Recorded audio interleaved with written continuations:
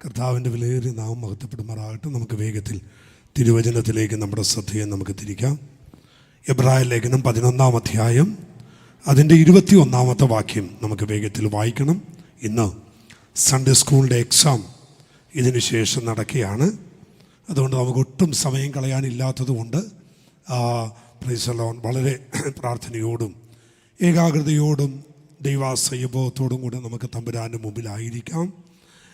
നിങ്ങളുടെ എല്ലാവരുടെയും പ്രാർത്ഥന എനിക്ക് ആവശ്യമാണ്. ദൈവത്തിൻ്റെ സ്തോത്രം പറഞ്ഞേ, നല്ലൊരു സ്തോത്രം ചെയ്തേ. ആമേൻ. നമുക്കറിയാം, കണ്ടിന്യൂസ് ആയിട്ടുള്ള മീറ്റിങ്ങും ആമേൻ ശബ്ദമെടുക്കുന്നതും പ്രസംഗിക്കുകയും ലീഡിയൊക്കെ ചെയ്യുന്നതുകൊണ്ട് ശാരീരികമായ ക്ഷീണമൊക്കെ ഉണ്ട്. എങ്കിലും പ്രാർത്ഥന വളരെ ശക്തീകരിക്കുന്നതാണല്ലോ. നിങ്ങളുടെ പ്രാർത്ഥനയാണ് ഓരോ ദിവസവും ഇങ്ങനെ നിൽക്കുന്നത്. Praise the lord. ആമേൻ. മൂന്നാം സ്വർഗത്തോളം എടുക്കപ്പെട്ടതായ പൗലോസ് ലീഗ നമ്മോട് പറയുന്നൊരു വാക്യമുണ്ട്, ഞാൻ വാ തുറക്കുമ്പോൾ എനിക്ക് വചനം ലഭിക്കേണ്ടതിന് നിങ്ങൾ എനിക്ക് വേണ്ടി എന്ത് ചെയ്യണം. അപ്പോൾ എത്ര ശക്തനാണെങ്കിലും കയറി നിൽക്കുമ്പോൾ എത്ര പ്രാർത്ഥിച്ചൊരുങ്ങി വന്നെന്ന് പറഞ്ഞാലും ജനം പ്രാർത്ഥിച്ചില്ലെങ്കിൽ ദൂത് കിട്ടത്തില്ല. ഹല്ലേലൂയ. അവർ 11 പേരുടെ കൂടെ നിന്നുകൊണ്ട് പത്രോസ് പ്രസംഗിച്ചപ്പോൾ ദൈവത്തിൻ്റെ അരുളപ്പാട് ലഭിച്ചു എന്നാണ്. അങ്ങനെയാണെങ്കിൽ പ്രാർത്ഥനയാണ് നമുക്ക് ശക്തമായ ദൂത് ലഭിക്കേണ്ടതിന് ദൈവം നമുക്ക് നൽകുന്ന ഏക ഉപാധി എന്ന് പറയുന്നത് പ്രാർത്ഥനയാണ്. ആമേൻ. സന്തോഷത്തോടെ ദൈവത്തിന് സ്തോത്രം ചെയ്യാൻ പറ്റുമോ? ആമേൻ. USA നിന്ന് പ്രിയ തോമസ് അങ്കിളുമൊക്കെ കാണാൻ ദൈവം കൃപ ചെയ്തു. കർത്താവ് കൊണ്ടുവന്നല്ലോ. പലയിടങ്ങളിൽ നിന്നും കടന്നു വന്നവരുണ്ട്. നിങ്ങളെല്ലാം ദൈവം അനുഗ്രഹിക്കട്ടെ. ഉപവാസത്തിൻ്റെ 14-ാമത്തെ ദിവസം ശക്തീകരിക്കുന്ന ദൈവത്തിന് സകലമാനവും മഹത്വവും അർപ്പിക്കുന്നു. ആമേൻ. വായിച്ച വാക്യത്തിലേക്ക് നമുക്ക് വരാം. എബ്രായ ലേഖനം 11-ാം അധ്യായം 21-ാമത്തെ വേദവാക്യമാണ്. വിശ്വാസത്താൽ യാക്കോബ് മരണകാലത്തിങ്കൽ യോസേഫിന്റെ മക്കളെ ഇരുവരെയും അനുഗ്രഹിക്കുകയും വിശ്വാസത്താൽ യാക്കോബ് ആമേൻ തൻ്റെ മരണകാലത്തിങ്കൽ യോസഫിൻ്റെ മക്കളെ ഇരുവരെയും അനുഗ്രഹിക്കുകയും തൻ്റെ വടിയുടെ അറ്റത്ത് ചാരിക്കൊണ്ട് നമസ്കരിക്കുകയും ചെയ്തു. തൻ്റെ വടിയുടെ അറ്റത്ത് ചാരിക്കൊണ്ട് നമസ്കരിക്കുകയും ചെയ്തു. എല്ലാവരും എന്ന് പറഞ്ഞേ, തൻ്റെ വടിയുടെ അറ്റത്ത് ചാരിക്കൊണ്ട് നമസ്കരിക്കുകയും ചെയ്തു. ഞാൻ ആദ്യമായിട്ടാണ് ഇങ്ങനെ ഈ ഒരു വാക്യത്തിൽ നിന്ന് ഇന്ന് പ്രസംഗിക്കുന്നത്. ആമേൻ. ഇതിനു മുമ്പ് ഇങ്ങനെ ഒരു വാക്യമെടുത്ത് ഞാൻ പറഞ്ഞിട്ടില്ല, ആദ്യമായിട്ടാണ്. അതുകൊണ്ട് തന്നെ നിങ്ങൾ പ്രാർത്ഥനയോടും ശ്രദ്ധയോടും കൂടെ ഇരിക്കുക. നമുക്കറിയാം, എബ്രായ ലേഖനം 11-ാം അധ്യായം വിശ്വാസ വീരന്മാരുടെ പട്ടികയാണ്. ഏകദേശം 33-34 അധികം വരുന്ന ദൈവഭക്തന്മാരുടെ അബ്രഹാം തുടങ്ങിയുള്ള ചരിത്രം ആരംഭിച്ച് അവൻ പുതിയ നിയമത്തിലെ ആരംഭത്തിലെ വിശ്വാസ വീരന്മാരുടെ പട്ടിക എടുത്തു പറയുന്ന അധ്യായമാണ് 11-ാം അധ്യായം.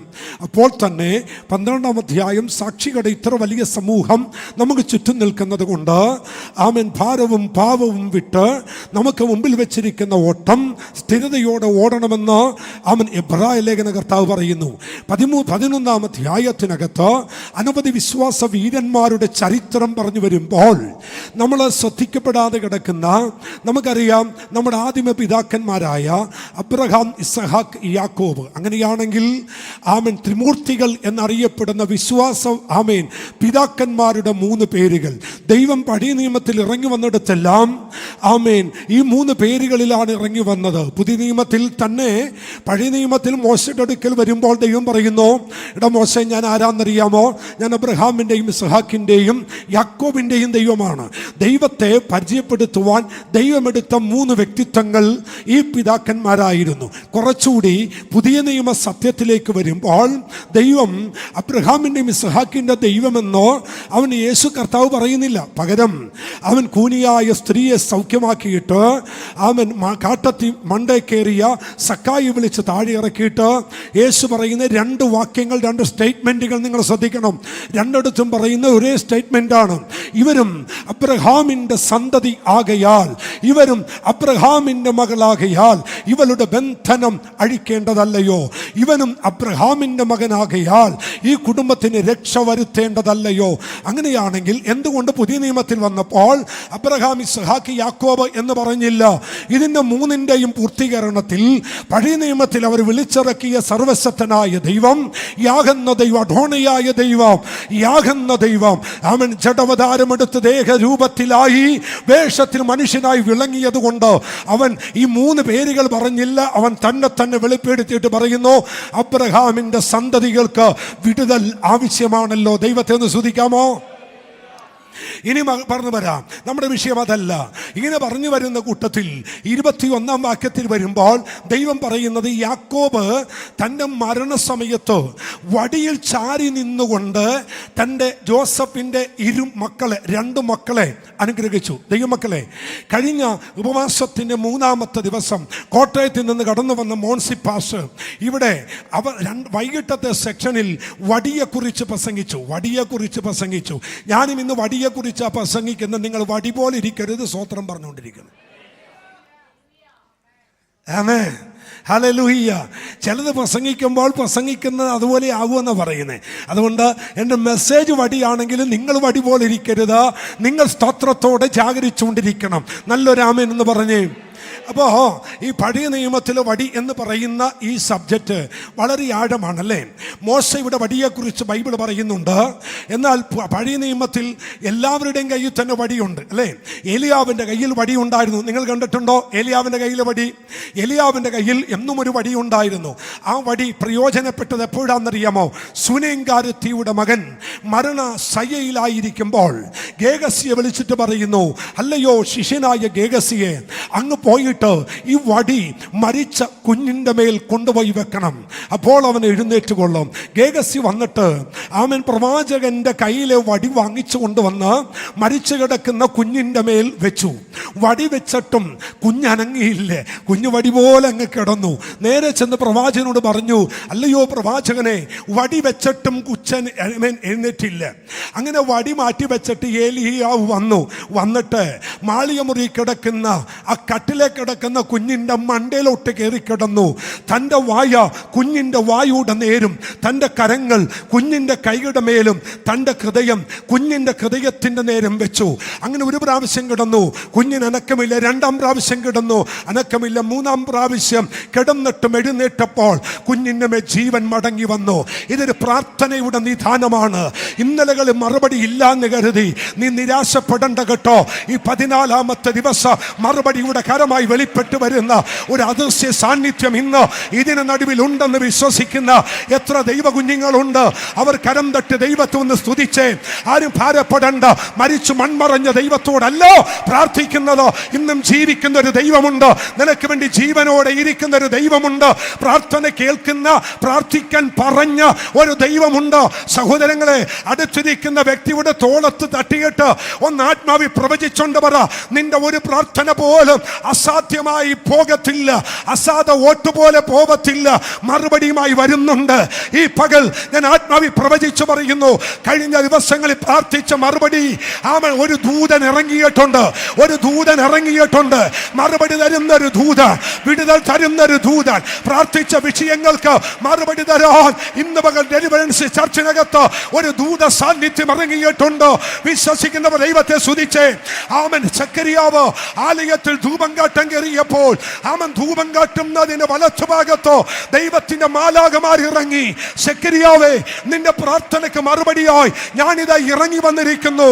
ആമൻ. മത്തലക്കാരി മറിയവിടെ അടുത്തോ കല്ലറയുടെ വാതിക്കലോ ഇറങ്ങി വന്ന ദൂതനെ പോലെ ഇന്ന് പകൽ ആത്മാവിനോട് പറയുന്നു, ചില കുടുംബങ്ങളുടെ വിടുതലിന് വേണ്ടി, ആമൻ, ചില വ്യക്തികളുടെ വിടുതലിന് വേണ്ടി ഈ 14-ാമത്തെ ദിവസം ദൈവദൂതന്മാർ ഇതിനകത്ത് ഇറങ്ങി വന്നിട്ടുണ്ട്.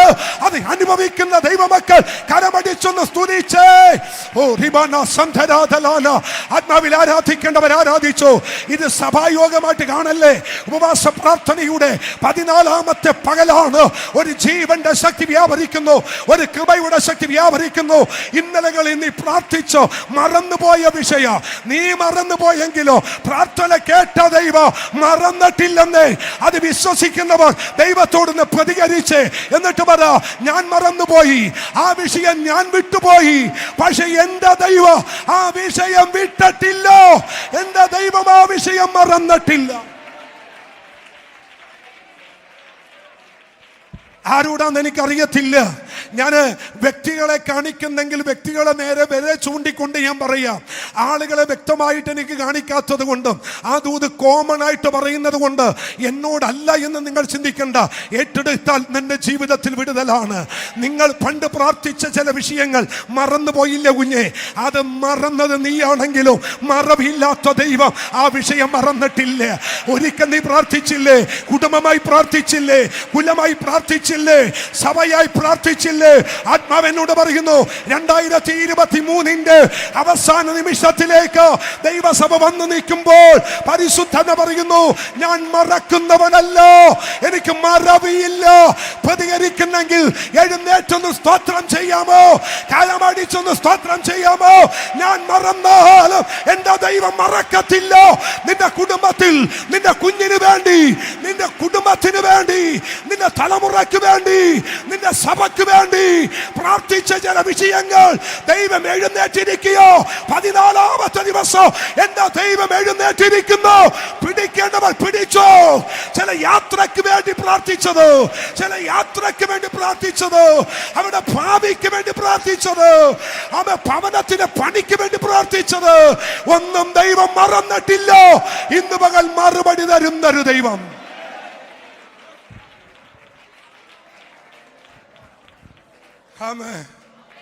സ്വത്രം. പണ്ടൊരിക്കൽ ഒരു പാട്ടുകാരൻ, ഒരു ഭക്തൻ പാടിയ പാട്ട് എൻ്റെ ഓർമ്മയിൽ വരുന്നു. അന്ധകാരത്താൽ എല്ലാ കണ്ണും മങ്ങുമ്പോൾ മങ്ങിടാത്തൊരു കണ്ണ് എനിക്ക് സ്വർഗത്തിലുണ്ട്. അറിയല്ലേ? അവൻ ആ പാട്ടിങ്ങനെയാണ്, പഴയ പാട്ടാണ് കേട്ടോ. അന്ധകാരത്താലെല്ലാം കണ്ണും മങ്ങുമ്പോൾ, അന്ധകാരത്താൽ എല്ലാ കണ്ണും മങ്ങുമ്പോൾ മങ്ങിടാത്ത കണ്ണെനിക്കൊന്നുണ്ട് സ്വർഗത്തിൽ, മങ്ങിടാത്ത കണ്ണെനിക്കൊന്നുണ്ട് സ്വർഗത്തിൽ. എന്ന് പറഞ്ഞേ. അന്ധകാരത്താ ഓ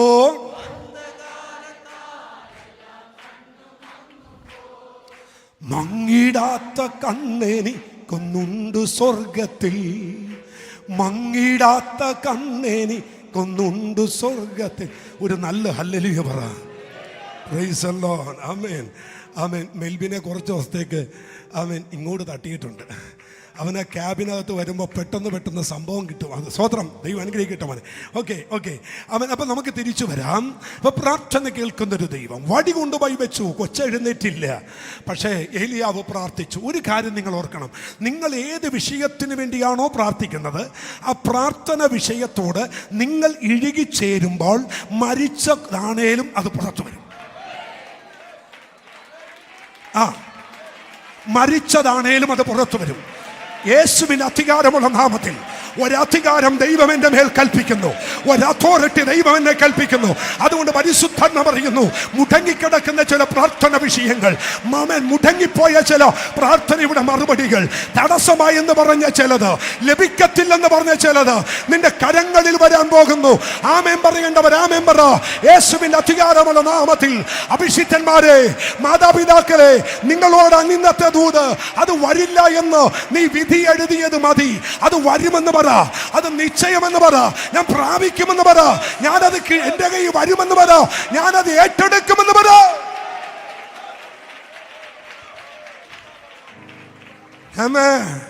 എന്ന ദൈവത്തിന്റെ ആത്മാവ് ഒരു കോർട്ട് കാണിക്കുന്നു, ഒരു കോടതി കാണിക്കുന്നു. ആ കോടതി എന്ന ദൈവം കാണിക്കുന്നു. ആ കോടതിയുടെ അന്തരീക്ഷം ദൈവം കാണിക്കുന്നു. അവൻ കുറെ പേപ്പറുകൾ കെട്ടിവെച്ചിരിക്കുന്നു. നിനക്ക് വേണ്ടി ചില പേപ്പർ കെട്ടുകൾ ദൈവം പൊട്ടിക്കും. അതാണ് ആരോന്ന് എനിക്കറിയത്തില്ല. ഒരു പക്ഷെ ലൈവിലൂടെ കാണുന്നവരായിരിക്കാം, ഒരു പക്ഷെ ഇവിടെ ഇരിക്കുന്നവരായിരിക്കാം. അധികാര കുരുക്കിൽ പെട്ടുപോയ ചില കെട്ടുകൾ ദൈവം ഇന്ന് പകൽ പൊട്ടിക്കും. ഈ 14ാം ദിവസം പൊട്ടിക്കും. അതിനുവേണ്ടി ഒരു സ്പെഷ്യൽ ദൂതൻ ഇന്ന് പകൽ ഇതിന്റെ നടുവിൽ ഇറങ്ങിയിട്ടുണ്ട്. വിശ്വസിക്കുന്നവർക്കായി ഞാൻ എൻ്റെ ദൈവത്തെ വാഴ്ത്തുന്നു. Thank you Jesus name. പരിശുദ്ധാത്മാവെ, അങ്ങേക്ക് ഞങ്ങൾ നന്ദി പറയുന്നു. പരിശുദ്ധാത്മാവെ, ഞങ്ങൾ അങ്ങേക്ക് നന്ദി പറയുന്നു. ദൈവമക്കളെ, ഞാൻ വേഗത്തിൽ തിരിച്ചു വരട്ടെ. ആമേൻ. മോശയുടെ വടിയുണ്ട്, ഏലിയാവിൻ്റെ വടിയുണ്ട്. ദാണ്ടിവിടെ ഒരു കാര്യം കാണുന്നു. ആമേൻ, സ്തോത്രം. യാക്കോബ് എന്ന് പറയുന്ന ആ ദൈവ മനുഷ്യനുണ്ടല്ലോ, ജോസഫിൻ്റെ മക്കളെ മിസ്രയേമിൽ വെച്ച് അനുഗ്രഹിക്കുന്നത് തൻ്റെ വടിയിൽ ചാരിക്കൊണ്ടാണ്. തൻ്റെ വടിയിൽ ചാരിക്കൊണ്ടാണ്. ഞാനിങ്ങനെ പറയുക, ഒരു വടി അവിടെ ഇരിക്കുകയാണ് കേട്ടോ. തൻ്റെ കയ്യിൽ ഒരു വടിയുണ്ട്. ആ വടിയിൽ അറ്റത്ത് ചാരിക്കൊണ്ട്, ആ വടിയുടെ അറ്റത്ത്, ആ വാക്യം നിങ്ങൾ ശ്രദ്ധിച്ചിട്ടുണ്ടോ? വടിയുടെ നടുവിൽ ചാരിക്കൊണ്ടല്ല, വടിയുടെ അറ്റത്ത് ചാരി എന്ന് വെച്ചാൽ അതിൻ്റെ ഏറ്റവും മേലെ അറ്റത്ത് ചാരിക്കൊണ്ട് നിന്ന് യാക്കോബ് തൻ്റെ മക്കളെ അനുഗ്രഹിച്ചു. അങ്ങനെയാണെങ്കിൽ യാക്കോബ് ചാരി നിന്ന് അനുഗ്രഹിച്ച ഈ വടി ഏതാണ്? പാമ്പിനെ തല്ലിക്കൊല്ലാൻ, പട്ടിയെ തല്ലിക്കൊല്ലാൻ വേണ്ടി എടുത്തൊരു വടിയല്ല ഈ വടി. ഈ വടിക്കൊരു പ്രത്യേകതയുണ്ട്. ഇത് അംശവടിയല്ല, ഇത് പാരമ്പര്യമായി നമ്മുടെ മേൽ വന്നു വീണൊരു വടിയല്ല. ഈ വടി എന്താണെന്ന് നിങ്ങൾ അറിയണം. ആമേൻ. പഴയ നിയമത്തിൽ പഴയ നിയമത്തിൽ യഹൂദന്മാരുടെ ചരിത്രം പഠിച്ചു നോക്കുമ്പോൾ വലിയ വലിയ കുടുംബത്തിലെ ലീഡേഴ്സായി നിൽക്കുന്ന, തലവന്മാരായി നിൽക്കുന്ന അവരുടെ കയ്യിൽ അവരുടെ പാരമ്പര്യമായി വന്നു വീഴുന്ന ഒരു വടിയുണ്ട്. കയ്യിൽ മാറി വരുന്ന ഒരു വടിയുണ്ട്. എന്തിനാ ഈ വടി എന്നറിയണ്ടേ? ഈ വടിക്ക് ഏകദേശം 8 അടി ഹൈറ്റ് കാണും. 8 അടി ഹൈറ്റ്. ഈ വടി മറ്റു ഒരു മരത്തിൻ്റെയും വടിയല്ല, ബദാം കൊമ്പാണ്. ബദാം കൊമ്പിൽ വെട്ടിയെടുത്ത 8 അടി ഹൈറ്റുള്ള ഒരു വടി. 8 അടി നീളം കാണും ആ വടിക്ക്. എന്തിനാണ് ഈ വടി അവർ ഉപയോഗിക്കുന്നത് ചോദിച്ചാൽ, ഇന്ന് നമുക്കെല്ലാവർക്കും ഡോക്യുമെന്റ് നോട്ട്സ് നമ്മുടെ കയ്യിലുണ്ട് അല്ലേ?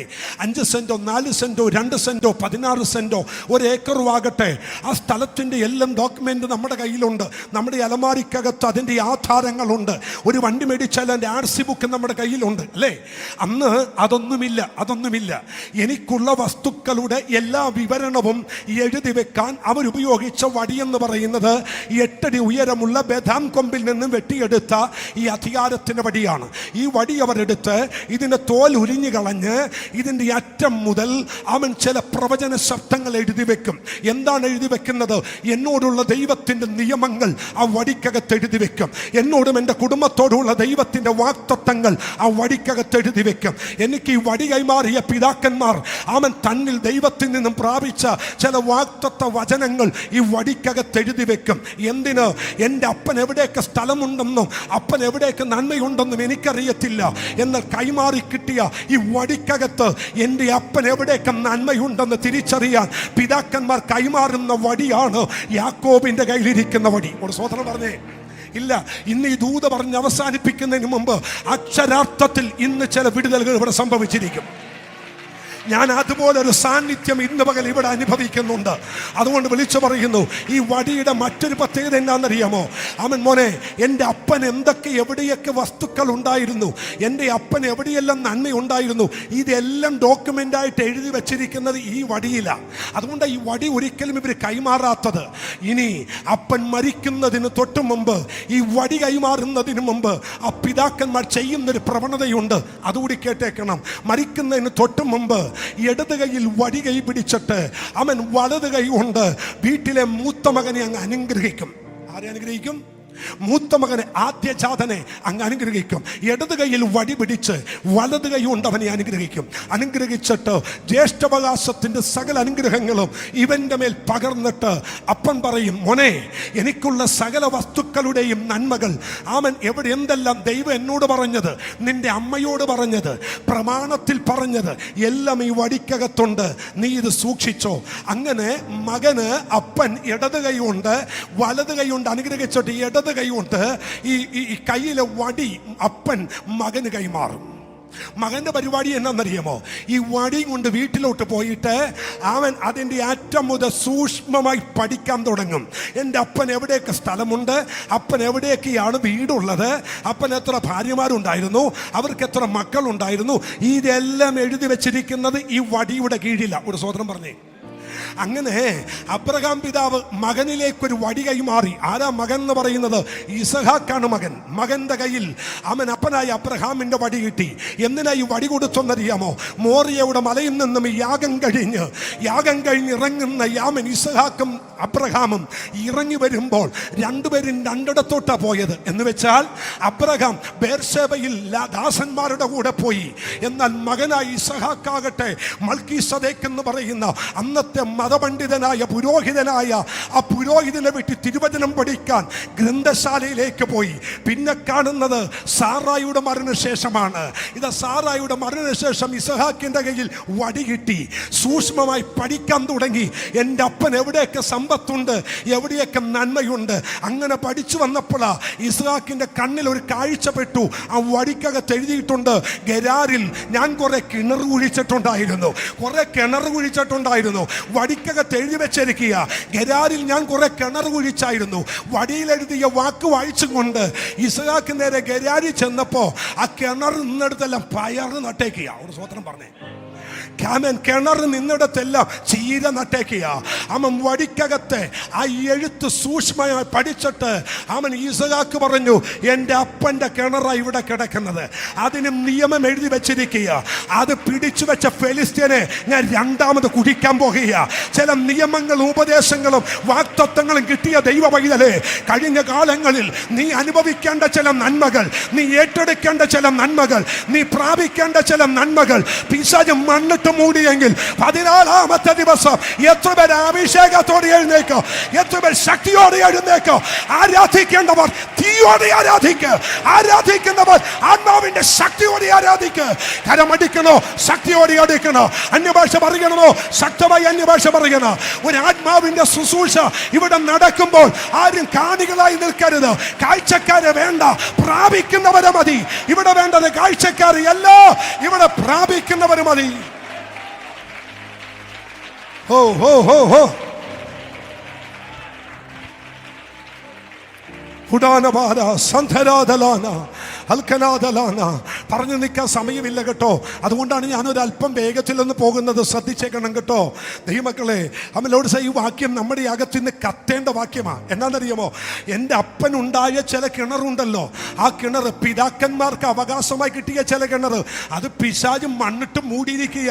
ഇസ്ഹാക്കിന് മനസ്സിലായി എൻ്റെ അപ്പൻ്റെ പ്രമാണത്തിലുള്ളതായത്, അത് അവൻ മൂടിയെങ്കിൽ ഇതൻ വരുന്നുണ്ടോ ഒരു ഇസ്ഹാക്ക് രണ്ടാമത് തരിക. ഞാൻ ഇന്ന് ഡെലിവൻസ് ചർച്ചിലെ ദൈവമക്കളോട് ചോദിക്കുക, ഈ പട്ടണത്തിൽ ദൈവം നമുക്ക് വേണ്ടി മാറ്റിവെച്ച ചില കിണറുകളുണ്ട്. അത് എന്നോടൊപ്പം കുത്താൻ, അത് ഇന്ന് എന്നോടൊപ്പം തിരയാൻ അധികാരമുള്ള അഭിഷേകമുള്ള എത്ര പേരിന്ന് പകൽ ഇതിനകത്തുണ്ട്.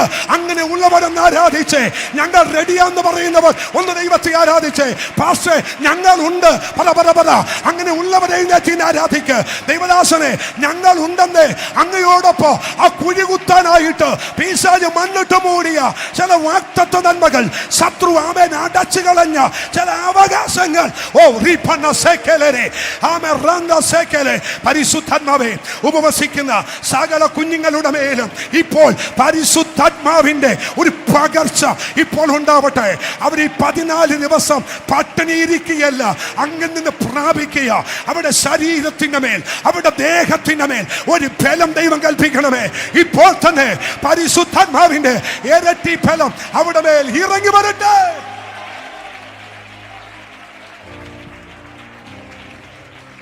ഇന്ന് കുത്തും ഈ 14-ാമത്തെ ദിവസം നമ്മളത് കുഴിക്കാൻ പോകുക കേട്ടോ.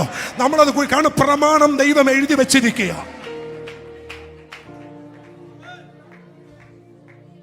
സ്തോത്രം സ്തോത്രം, പ്രൈസ് ദി ലോർഡ്. ഇനി ഒന്ന് ശ്രദ്ധിച്ചേ, ഇസ്ഹാക്കിന്റെ കയ്യിലാണ് ഈ വടിയിരിക്കുന്നത് കേട്ടോ. ഇസ്ഹാക്കിന്റെ കയ്യിൽ ഈ വടിയുണ്ട്. ഒന്ന് നോക്കിക്കേ മക്കളെ, ഈ വടി ഇപ്പോൾ ആരുടെ കയ്യിൽ വന്നെന്നറിയാമോ? യാക്കോബിന്റെ കയ്യിൽ ആ വടി വന്നേ. ആരുടെ കയ്യിൽ വന്നു? എല്ലാരും പറഞ്ഞേ, യാക്കോബിന്റെ കയ്യിൽ. വടി ആർക്കേ കൊടുക്കാവൂ? ആദ്യജാതനെ കൊടുക്കാവൂ. അത് ആദ്യജാതനെ വലത് കൈ കൊണ്ട് അനുഗ്രഹിച്ച് ഇടത് കൈ കൊണ്ടാ വടി കൈമാറേണ്ടത്. പക്ഷെ ഇപ്പൊ വടിയിരിക്കുന്ന ആരുടെ കയ്യിലാന്നറിയോ? ഇളയവന്റെ കയ്യിലാ. അങ്ങനെയാണെങ്കിൽ ഇതൊരു ഭയങ്കര സംഭവം അല്ലേ? മൂത്തവന്റെ കയ്യിൽ വടി വരേണ്ടിടത്ത് ഇപ്പൊ വടിയിരിക്കുന്നത് ഇളയവന്റെ കയ്യിലാ. അതിന്റെ പിന്നിൽ ഒരു ചരിത്രമുണ്ട്. ഇവിടെ അമ്മയെ ഒന്ന് വിളിച്ചു ചോദിക്കാം, അമ്മ എങ്ങനെയാ ഇത് സംഭവിച്ചേ? അമ്മ ഒരിക്കലേ പൂർണ്ണ ഗർഭിണിയായിരിക്കുന്ന സമയത്ത് അകത്തളത്തിൽ ഭയങ്കര പ്രശ്നമായിട്ട് തമ്പുരാന്റെ അടുക്കെ ചെന്നിട്ട് പറഞ്ഞു, റെബേക്ക, ദൈവമേ, അകത്ത് ഭയങ്കര പ്രശ്നം നടക്കുക, അകത്തൊരു സ്വസ്ഥതയില്ല, എന്താ സംഭവിക്കുന്ന അറിയത്തില്ല. അഗ്നിജ്വാലക്കത്ത് കണ്ണുള്ള സ്വർഗത്തിലെ ദൈവം ലോകത്തിൽ വെച്ച് ഭൂമിയിൽ വെച്ച് ആദ്യമായിട്ട് ഇരട്ടകളെ പ്രസവിക്കുന്ന സ്കാൻ കണ്ണുകൊണ്ട് അവൻ സ്കാൻ ചെയ്തിട്ട് പറഞ്ഞു, പേടിക്കേണ്ട റെബേക്കേ, ഇത് ഒരുവനല്ല, ഇത് രണ്ടാം. ഒരല്ലേ പറ. ഇവിടുത്തെ MRI ഇവിടുത്തെ സ്കാൻ കോഡുമൊക്കെ കണ്ടുപിടിക്കുന്നതിന് മുമ്പേ ഒരു സ്കാനിങ് ഉണ്ടായിരുന്നേ. അത് അഗ്നിജ്വാലക്കൊത്ത് കണ്ണാണ്. ആ കണ്ണ് വെച്ച് സ്കാൻ ചെയ്തിട്ട് പറഞ്ഞു, നിന്റെ ഉദരത്തിനകത്ത് രണ്ടെണ്ണമുണ്ട്. ഒരു ഹല്ലേലൂയ പറ മക്കളെ. അവൻ ഇത്ര ക്ലിയർ ആയിട്ട് പറഞ്ഞു തരുന്ന ഒരു ദൈവത്തെ അല്ല സേവിക്കുന്നേ. ഒരു കൺഫ്യൂഷൻ വേണ്ടെന്നേ. ദൈവത്തെ കരമടിച്ച് ആരാധിച്ചിട്ട് പറ, വളരെ ക്ലാരിറ്റി അല്ലേ, വളരെ ക്ലിയർ അല്ലേ?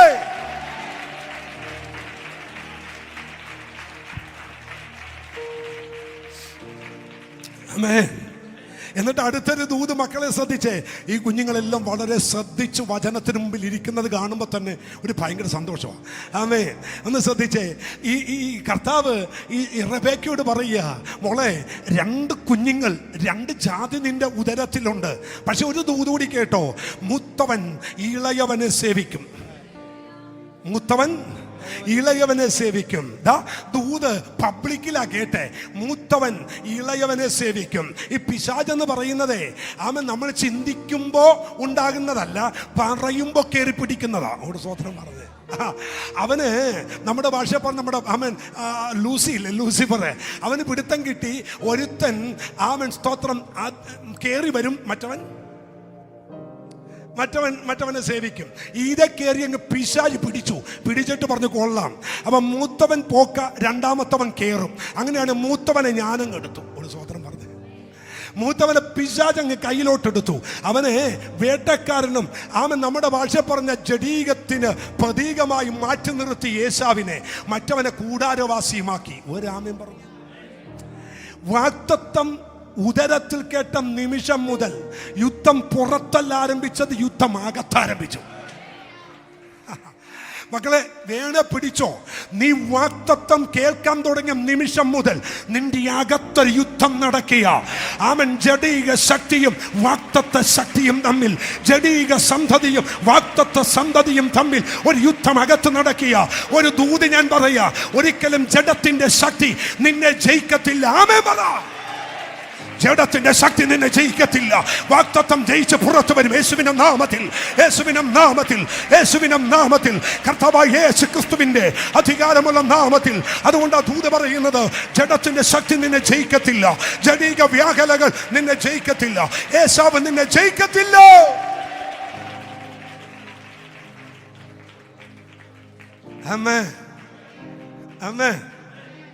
ദൂത് അകത്ത് വെച്ച് കേട്ടു. ദൂത് എവിടെ വെച്ച് കേട്ടു?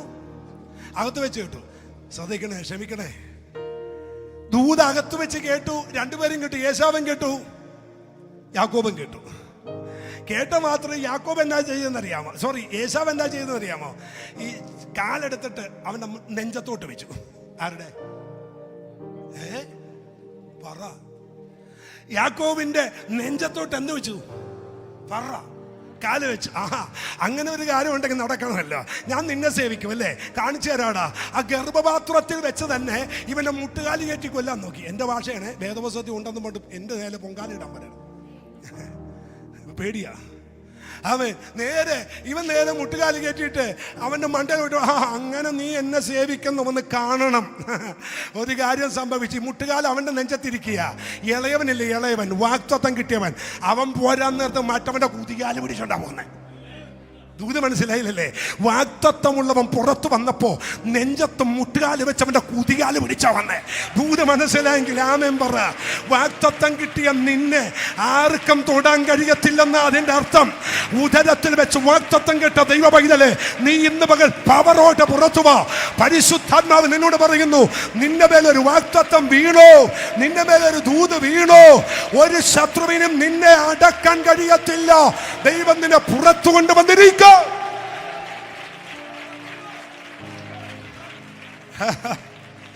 ആമേ ആമേ. യാക്കോബ് എന്ന വാക്കിന്റെ അർത്ഥം എന്നാ? ഉപായി. നമ്മളത് കേട്ടുപോയൊരു വാക്കാ. യാക്കോബിന്റെ അർത്ഥം ഉപായി എന്നാണോ?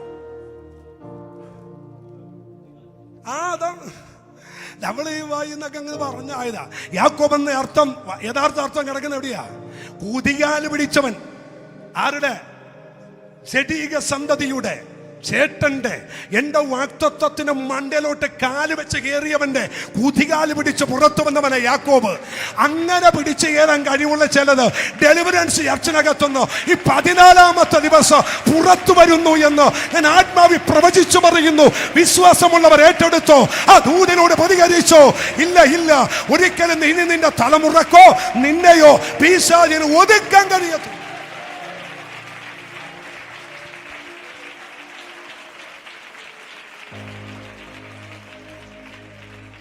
ഓക്കെ, അപ്പൊ അത്രയും ഭാഗം നിങ്ങൾക്ക് ക്ലിയർ ആയോ മക്കളെ? ഒരു സ്വതന്ത്രം പറഞ്ഞേ. അപ്പൊ ഒന്ന്, ഇവന്റെ കയ്യിൽ വടി വരാനുള്ള കാര്യം ഒരു വാക്തത്വം കിടപ്പുണ്ട്, ഒരു പ്രവചനം കിടപ്പുണ്ട്. ആ പ്രവചന ബേസിലാ ഈ വടി വന്നേ. ഇനി രണ്ട്, ആ പ്രവചനം ഉണ്ടെങ്കിലും നാട്ടുനടപ്പനുസരിച്ചും തമ്പുരാന്റെ ജ്യേഷ്ഠാവകാശത്തിന്റെ നിയമം വെച്ചും വടി കയ്യിൽ വരണമെങ്കിൽ ജ്യേഷ്ഠനായിരിക്കണം. ജ്യേഷ്ഠാവകാശം നേരെ ഏശാവിലേക്ക് എങ്ങനെ വന്നു, യാക്കോബിലേക്ക് എങ്ങനെ വന്നു പറയാം. ഈ യാക്കോബ് കൂടാരവാസിയും മറ്റവൻ പട്ടണവാസിയുമാ. അവൻ വീട്ടിൽ നിന്ന് ആഹാരം കഴിക്കുന്ന വളരെ കുറവാണ്. അവൻ ഈ ബർഗറും മന്തിയും ഒക്കെ അടിച്ചിങ്ങനെ പുറത്ത് നടക്കും. മറ്റവനാണെങ്കിൽ വീട്ടിലെ കഞ്ഞിയും ബറും ഒക്കെ അടിച്ച് നടക്കും. ഒരു സ്വതന്ത്രം പറഞ്ഞു. ഇപ്പൊ മനസ്സിലായെങ്കിൽ ഒരു ആമേൻ പറഞ്ഞു. നമുക്കിപ്പോ യാക്കോബിന്റെ കാലം പറഞ്ഞിട്ട് വല്ല കാര്യമുണ്ടോ? ഇപ്പൊ പറഞ്ഞാലല്ലേ കുറച്ചുകൂടി സിമ്പിളായിട്ട് മനസ്സിലാകൂ. എന്ന് വെച്ചാല് ഈ കൂടാരവാസിയായ യാക്കോബ് ഉണ്ടല്ലോ, അമ്മയുടെ സാരിത്തുമ്പേ പിടിച്ച് നടക്കുക. നമുക്കറിയാം ഈ അമ്മയുമായിട്ട് ബന്ധമുള്ള ചില പിള്ളേര് അടുക്കള പണി പഠിച്ചവരായിരിക്കും, അല്ലേ? ഈ അമ്മയുടെ പുറകെ ഇങ്ങനെ സാരി തുമ്പയിലും തുണി തുമ്പയിലും ഒക്കെ പിടിച്ച് നടക്കുന്ന ചില പിള്ളേർ ഞാൻ കണ്ടിട്ടുണ്ട്. അവരെല്ലാം നന്നായിട്ട് കുക്ക് ചെയ്യും. ഈ ഗൾഫിലൊക്കെ ചെന്ന് കഴിയുമ്പോൾ ഭാര്യമാരൊക്കെ ജോലിക്ക് പോയിക്കുമ്പോൾ അവിടുത്തെ ചില സഹോദരന്മാരൊക്കെ അടിപൊളി ചിക്കൻ കറിയും മീൻ കറിയൊക്കെ വെക്കും. അപ്പം ഞാൻ ചോദിക്കുന്നത് എങ്ങനെ പഠിച്ചു? അമ്മ പഠിപ്പിച്ചാന്ന് പറയും ഒരു സഹോദരൻ പറഞ്ഞു. അങ്ങനെ അമ്മ പഠിപ്പിച്ച കൂട്ടത്തിൽ എന്നോ ഒരു ഓണത്തിൻ്റെ അന്ന് പായസം വെക്കാൻ പുള്ളിയും പഠിച്ചു. അവരല്ലേന്ന് പറഞ്ഞു. എന്ത് വായിച്ചോ ചോദിച്ചേ? എന്ത് വായിച്ചു വെച്ചേ പറയരുത്. ആ മൈക്കിലൂടെ ഒന്ന് പറഞ്ഞു. ആ ചുവന്ന പായസം വെക്കണേ ഇച്ചിരി പുളിക്കും. ഇതിനകത്ത് ഇരിക്കുന്ന എത്ര സഹോദരിമാർക്ക് നല്ല ചുവന്ന പായസം വെക്കാൻ അറിയാം? വെക്കും. സുനാമി വന്നതുപോലെ അല്ലേ അമ്മച്ചി? ഈ വെള്ളപ്പായസം ആർക്കാ വെക്കാൻ പറ്റാത്ത? മറ്റേ രണ്ട് കവർ മേടിച്ച് പൊട്ടിച്ച് ഇച്ചിരി ക്രിസ്മസും കശുവണ്ടിയും ഇതും കൂടി ഇട്ട് കുറച്ച് തേങ്ങാപ്പാലും കൂടി ഇട്ട് അതങ്ങ് പൊട്ടിച്ചിട്ട പായസമായി. അതാർക്കാ വെക്കാൻ പറ്റും? അത് ഇൻസിഡന്റ് പായസമാണ്. പക്ഷെ ചുവന്ന പായസം വെക്കണമെങ്കിലേ കൂട്ടാൻ പഠിക്കണം. ഒരു സ്വതന്ത്രം എന്ന് പറഞ്ഞു അതിന്റെ ചേരുവ പഠിക്കണം, അല്ലേ? അത് ചുമ്മാ ഉണ്ടാക്കാനൊക്കത്തില്ല. ഞാൻ പലയിടത്തും പോയി ചുവന്ന പായസം കുടിച്ചിട്ടുണ്ട്. എനിക്ക് ഇഷ്ടമാണ്. എനിക്ക് ബിരിയാണിയേക്കാൾ ഇഷ്ടം സദ്യയാ. സ്വതന്ത്രം പോരാട്ടം കയറി അങ്ങ് അട്ടിക്കുക. പായസം അങ്ങ് ഇലക്കകത്ത് ഒഴിച്ചു കഴിഞ്ഞാൽ പപ്പടം അങ്ങ് പൊടിച്ചിട്ടാൽ ഒഴുകരുത്. ഒരു കൊഴമ്പ് പരുവത്തിൽ ഇങ്ങനെ ഒഴുകി നിൽക്കണം. അതാണ്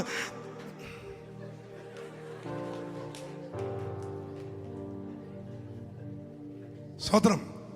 പക്ഷെ ഇപ്പൊ ഉണ്ടാക്കുന്ന പല പായസങ്ങളും വെച്ച് കഴിഞ്ഞാൽ പായസം ഇടുന്നതിന് മുമ്പ് നമ്മൾ ഈ ഇലക്ക് ഒരു വട്ടം വെച്ച് കൊടുക്കും. ഇല ഇങ്ങനെ ചുരുട്ടിപ്പിടിക്കും. എന്നാന്നറിയാമോ? ഇത് ഒഴുകിപ്പോകാതിരിക്കാനാ. പക്ഷെ ഞാൻ ഈ മനുഷ്യനോട് സല്യൂട്ട് ചെയ്യുക. എന്നാന്നറിയാമോ? ഈ മനുഷ്യൻ ചുവന്ന പായസം ഉണ്ടാക്കി. ഒരു അല്ലലി എന്ന് പറഞ്ഞു. ഇപ്പൊ ആരും അതിനകത്ത് തീരുമാനം എടുക്കുന്ന ചാത്താലും കുഴപ്പമില്ല, പായസം ഉണ്ടാക്കിയിട്ടുള്ള കാര്യം. ഉണ്ടാക്കി കുട്ടിക്ക്. എന്തായാലും ഈ പുള്ളി അങ്ങ് ചുവന്ന പായസം ഉണ്ടാക്കി. അടിപൊളി. അന്ന് നോക്കിക്കേ, ഏശാവ് വേട്ടം കഴിഞ്ഞ് വന്നപ്പോ അച്ഛാമ ഈ പുള്ളി ഇരുന്നുകൊണ്ട് അടപ്പത്തിരുന്ന് ഇങ്ങനെ നല്ലപോലെ കുറുക്കി കശുവണ്ടിയും കിസ്മസും ഇതൊക്കെ ഇട്ട് ഇങ്ങനെ നല്ല പരുവത്തിലാക്കിക്കൊണ്ടിരിക്കുമ്പോൾ അച്ഛൻ്റെ വായിന്ന് വെള്ളം വന്നു. പുള്ളിയുടെ ചോദിച്ചു, മോനേടാ എന്തോ ഇച്ചിരി പായസം തരുവോടാ, നീ എൻ്റെ പൊന്നനിയനല്ലേടാ. മൂത്തവൻ ഇളയവനെ വാക്തത്വം യാക്കോബിന്റെ അകത്ത് തിളക്കാൻ തുടങ്ങി. യാക്കോബ് പറഞ്ഞു, ഞാൻ തരാന്നേ. ഒരു പാത്രം ചേട്ടനെടുത്തോണ്ട് വാ. പാത്രം എടുത്തോണ്ട് യാക്കോബിന്റെ മുമ്പിൽ വന്ന് ഇങ്ങനെ വെള്ളം മൂറി നിൽക്കുന്ന ഏശാവിന്റെ മുഖത്ത് നോക്കിയിട്ട് അനിയന്റെ ഒരൊറ്റ ഡയലോഗ്, പായസം വിളമ്പാൻ വരട്ടെ. ഒരു ഡീലുണ്ട്. എന്നാ ഡീല്? നിന്റെ ജ്യേഷ്ഠാവകാശം എനിക്ക് തരണം, പകരം ഞാൻ പായസം തരാം. എന്തിനാണ് എനിക്ക് ജ്യേഷ്ഠാവകാശം? ഞാൻ മരിക്കേണ്ടി വരുമല്ലോ എന്ന് പറഞ്ഞ് എടുത്തോടാന്ന് പറഞ്ഞ് അങ്ങോട്ട് കൊടുത്തു. ഷട്ടൂരി കൊടുത്തതുപോലെ കൊടുത്തില്ല, പോക്കറ്റിൽ നിന്നും എടുത്തു കൊടുത്തില്ല. ചുമ്മാ വാക്കിനാൽ ഒരു ഡീല് നീ അങ്ങ് എടുത്തോ. പത്തനംതിട്ടയെ ശുശ്രൂഷിക്കുമ്പോൾ, ഈ വചനം പ്രസംഗിക്കുമ്പോൾ, ജോബി പാസ്റ്ററിന്റെ അടുത്തുള്ള ഒരു 8 വയസ്സുള്ളൊരു പയ്യൻ പ്രസംഗം കഴിഞ്ഞ് ഇറങ്ങിയപ്പോൾ ജോബി പാസ്റ്റർ അടുത്ത് വന്നിട്ട് പറഞ്ഞു, എനിക്ക് പാസ്റ്ററിനോട് സംശയം ചോദിക്കാനുണ്ട്. നമ്മൾ മാമോനെ എന്ന് പറഞ്ഞു. അവൻ്റെ സംശയം കേൾക്കണോ? പാസ്റ്റർ, ഈ ജ്യേഷ്ഠാവകാശം എങ്ങനെയാണ് യാക്കോബിന്റെ മേൽ വന്നത്? എന്തെങ്കിലും മാധ്യമങ്ങൾ വഴിയാണോ കൊടുത്തത്? എന്തെങ്കിലും എഴുതിയാണോ കൊടുത്തത്? എങ്ങനെയാ അത് കൈമാറിയത്? ഞാൻ പറഞ്ഞു, മോനെ നല്ല ചോദ്യമാണ്, ആരും ചോദിച്ചിട്ടില്ല, നീ ചോദിച്ചതിനായി നന്ദി. മോനെ, ഈ ജ്യേഷ്ഠാവകാശം പിതാക്കന്മാരായും ദൈവീകദത്തമായും എന്നിൽ നിങ്ങളിലും വന്നു വീഴുന്നതാ. അത് എനിക്ക് കളയാനും നിലനിർത്താനും കഴിയും. അതിന് ദൈവം വെച്ചിരിക്കുന്ന ഒറ്റ മാധ്യമം എന്ന് പറയുന്നത് വായിലെ നാക്കാണ്.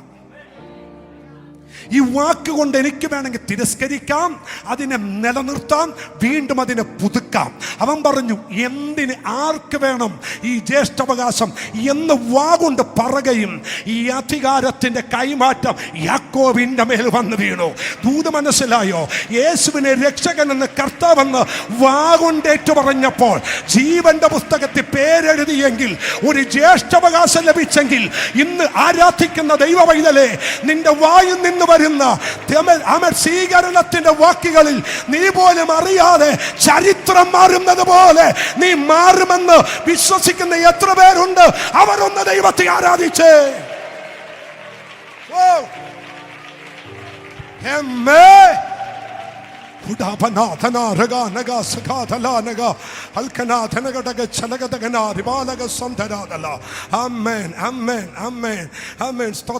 എന്റെ പേര് എവിടെയെങ്കിലും ഒരു ഫോമിനകത്ത് എന്റെ പേരെഴുതി ഒപ്പുവെക്കണമെന്ന് എന്നോട് എപ്പോഴെങ്കിലും എവിടെയെങ്കിലും പറഞ്ഞാൽ, എനിക്കൊരു കൂട്ടുകാരനുണ്ട് ഇവിടെ ഇരിക്കുന്നത്, അവൻ ജോലിക്കറിയാം. അവന്റെ പേര് ഞങ്ങളുടെ വീടിന്റെ തൊട്ടടുത്ത നെൽസൺ എന്ന് പറയും. അവൻ അത്യാവശ്യം 10 വരെ പീഡിഗിരി പഠിച്ചിട്ടുണ്ട് അല്ലേ? നെൽസൺ പീഡിഗിരി പഠിച്ചതാ. ഞാൻ എവിടെയെങ്കിലും ഒരു ഓഫീസിൽ പോകണമെങ്കിൽ നെൽസനെ കൊണ്ട് പോകത്തുള്ളൂ. എന്താണെന്നറിയാമോ? എൻ്റെ പേരെഴുതണം. പേരെഴുതിയിട്ട് എനിക്ക് ഒപ്പുവെക്കാൻ അറിയത്തില്ല. പകരം എൻ്റെ അപ്പച്ചൻ പറഞ്ഞിട്ടുണ്ട്, എടാ എഴുതി ഒപ്പുവെക്കാൻ പറ്റില്ലെങ്കിൽ എളുപ്പമാർഗത്തിൽ നമുക്ക് ഇടാൻ പറ്റിയൊരു ഒപ്പുണ്ട്. ഒരു കുരിശിട്ടിട്ട് ഒരു റൗണ്ട് ഇട്ടേക്കണം. ആരംഭകാലത്തിൽ എൻ്റെ ഒപ്പുണ്ടല്ലോ, ഒരു കുരിശും ഒരു റൗണ്ടുമായിരുന്നു. ഒരു സ്വതന്ത്രം പറഞ്ഞു. പക്ഷെ ഞാൻ ഇപ്പം ഇടുന്ന ഒപ്പ് നിങ്ങൾക്ക് കുത്തിയിരുന്ന് പഠിച്ച ഇടാനൊക്കത്തില്ല. അതിന് മണ്ടക്കൂടി 1000 പ്രാവശ്യം ഇട്ടാൽ എൻ്റെ മക്കൾക്ക് പോലും ആ ഒപ്പിടാനൊക്കത്തില്ല. പക്ഷെ ഒരു റൗണ്ടും ഒരു കുരിശുവാണ് ഞാൻ ഇട്ടുകൊണ്ടിരുന്നേ. ഒരിക്കൽ ദൈവദാസൻ പ്രസംഗിച്ചുകൊണ്ടിരിക്കുമ്പോൾ പാർഷ ഇങ്ങനെ പറഞ്ഞു, എടാ മോശയുടെ മേൽ ഒരു അഭിഷേകം വീണതുപോലെ നിന്റെ മേൽ വീണ്ടും ചാടിയങ്ങ് എഴുന്നേറ്റ് പാർഷ അങ്ങ് കെട്ടിപ്പിടിച്ചിട്ട് പറഞ്ഞു, അത് എൻ്റെ മേൽ വരും പാർഷേ. അത് അന്ന് പ്രതികരിച്ചതിൻ്റെ കാരണമാണ് ഇന്നിവിടെ നിൽക്കുന്നേ. ദൈവമക്കളെ, ഈ ദൂതനോട് പ്രതികരിക്കാൻ, വാ തുറന്ന് പ്രതികരിക്കാൻ നിങ്ങൾ തയ്യാറാണെങ്കിൽ ചരിത്രം മാറുമെന്ന ഈ ദൂത പറയുന്നേ. അത് ആരാന്ന് നോക്കണ്ട, ഏൽപ്പിച്ചോ. ജ്യേഷ്ഠാവകാശം നിലനിർത്താനും ജ്യേഷ്ഠാവകാശം പിടിച്ചു മേടിക്കാനും ജ്യേഷ്ഠാവകാശം എൻ്റെ മേൽ കൈമാറ്റം ചെയ്ത് എൻ്റെ മേൽ വരാനും ഇന്ന് പകൽ എനിക്ക് ദൈവം തന്ന ഒരു അതോറിറ്റി എന്ന് പറയുന്നത് എൻ്റെ വായിലെ വാക്കാണ്. യേശുവിന്റെ നാമത്തിൽ ഞാനത് സ്വീകരിക്കുന്നു. ഞാനത് സ്വീകരിക്കുന്നു. പറയാമോ? ഞാനത് സ്വീകരിക്കുന്നു. യേശുവിന്റെ നാമത്തിൽ ഞാൻ പ്രവചിച്ചു പറയുന്നു, ഈ ഉപവാസം കഴിയുമ്പോൾ ഇതിനകത്തുനിന്ന് ലോകവ്യാപകമായി യാത്ര ചെയ്യുന്ന അഭിഷിക്ത കുഞ്ഞുങ്ങൾ ഇതിനകത്ത് എഴുന്നേക്കാൻ പോകുക. ശക്തന്മാരായ പ്രവാചകന്മാർ, ശക്തന്മാരായ പ്രവാചകിമാർ, ഒരു തലമുറ യേശുവിന്റെ നാമത്തിൽ ഇതിനകത്തുനിന്ന് പുറത്തു വരും. നമ്മുടെ കുഞ്ഞുങ്ങൾ ഇനി മയക്കമരുന്നിനുള്ളതല്ല. നമ്മുടെ കുഞ്ഞുങ്ങൾ ഇനി MDMA ഉള്ളതല്ല. നമ്മുടെ കുഞ്ഞുങ്ങൾ ലോകമോഹങ്ങൾക്കുള്ളതല്ല. നമ്മുടെ കുഞ്ഞുങ്ങൾ 10,000ങ്ങളുടെ നടുവിൽ ഒരു പോങ്കയെ പോലെ, ഒരു ബെന്നിഹിനെ പോലെ, ഒരു റോജറോഷ്മയെ പോലെ, ഒരു സ്മിത്തിനെ പോലെ ആമേൻ ദൈവത്താൽ ഉപയോഗിക്കപ്പെടുന്ന ഒരു തലമുറ ഇതിനകത്തുനിന്ന് വെളിയിൽ വരും.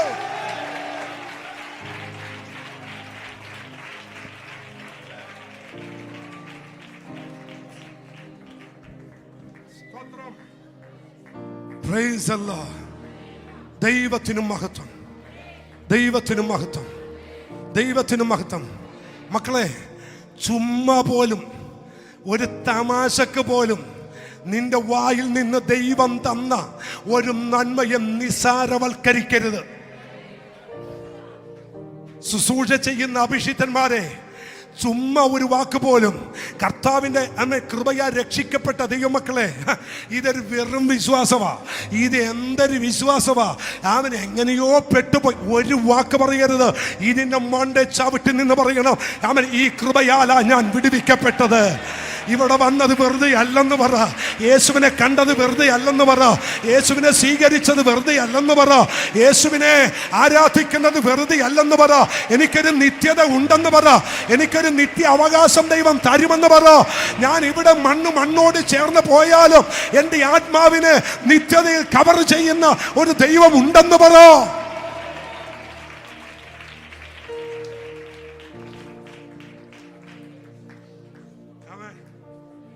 തമ്പുരാൻ ആവോളം മേരിയാൻ്റെ ആവോളം മന്ന കൊടുത്തില്ലേ? ഞാൻ കോളടിച്ചില്ലേ? പേരൊക്കെ വിളിച്ചില്ലേ? എന്താ ചെലവ്?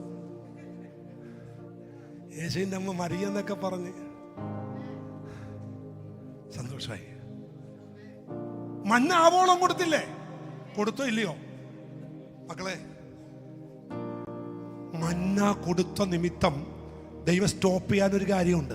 എന്നാന്നറിയോ? യോമാര് പറഞ്ഞു, ഈ വെറും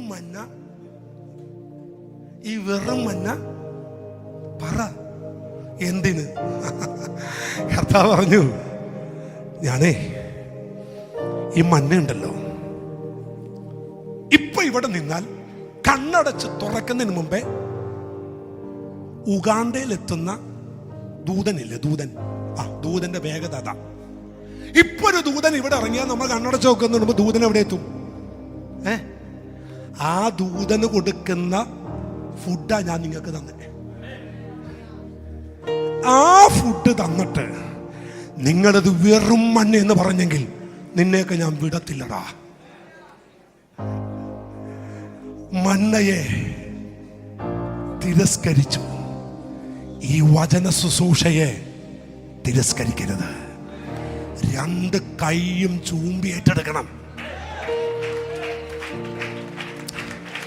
ഒരു ഹല്ലേലൂയ പറ. സ്തോത്രം. ഞാൻ പണ്ടൊരു അപ്പച്ചന്റെ കാര്യം പറഞ്ഞു. ഒരു ജോർജു അപ്പച്ചൻ നമ്മുടെ തൊട്ടടുത്തുള്ളതാ. ഞാൻ പണ്ടൊരിക്കൽ പറഞ്ഞതാ. ആ അപ്പച്ചനെ അപ്പ വചന ശുശ്രൂഷ നടക്കുമ്പോഴും ഒരു കസേര എടുത്ത് മുമ്പിലോട്ട് ഇട്ടിട്ട് ആ കസേരയിൽ ഇങ്ങനെ കൈവെക്കും. എന്നിട്ട് ഈ വചന പ്രസംഗം തീരുന്ന ഒരു അപ്പച്ചൻ ഇങ്ങനെ ഇരുന്ന് പ്രസംഗം കേൾക്കും. അപ്പൊ ഞാൻ ചോദിച്ചു, അപ്പച്ചന് മടുപ്പില്ലേ, ക്ഷീണമില്ലേ? അപ്പച്ചൻ പറഞ്ഞു, മോനെ, വചനം ദൈവമല്ലടാ. ദൈവത്തെ കേൾക്കുമ്പോ കിടന്നല്ലോ കേൾക്കണ്ടേ, മുട്ടയിലിരുന്നല്ലേ കേൾക്കണ്ടേ. പൊന്ന, ആ അപ്പച്ചന്റെ തലമുറ പട്ടണത്തിൽ ഇന്ന് കോടീശ്വരന്മാരാ. പേര് പറയണമെന്നുണ്ട്, അവർ ലൈവിലുണ്ട്. അതുകൊണ്ടാണ് വചനത്തെ അതിൻ്റെ മാർമിക സത്യങ്ങൾ മനസ്സിലാക്കി വചനത്തിന് ബഹുമാനം കൊടുത്ത് മാനിച്ച ഒരപ്പൻ്റെ മക്കളും ഉടഞ്ഞു പോവാൻ ദൈവം അനുവദിച്ചിട്ടില്ല.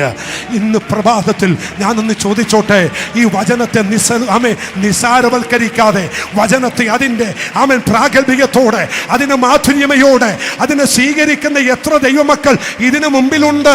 ഞാൻ നിങ്ങളുടെ കൈകൂപ്പിക്കൊണ്ട് പറയുന്നു, വേറെ എന്തിനെ നിങ്ങൾ തള്ളിയാലും വചനത്തെ തള്ളരുത്.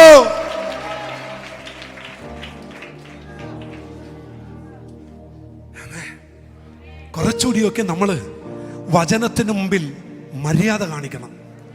ഞാൻ അതുകൊണ്ടാണ് ഇന്നലെ പ്രസംഗിക്കുന്ന സമയത്ത് പറഞ്ഞു, വചനം പ്രസംഗം തുടങ്ങുമ്പോൾ ഡോർ ക്ലോസ് ചെയ്തേക്കണമെന്ന് പറഞ്ഞു അല്ലേ? ഞാൻ പറഞ്ഞില്ലേ, ഡോർ ക്ലോസ് ചെയ്തേക്കണം.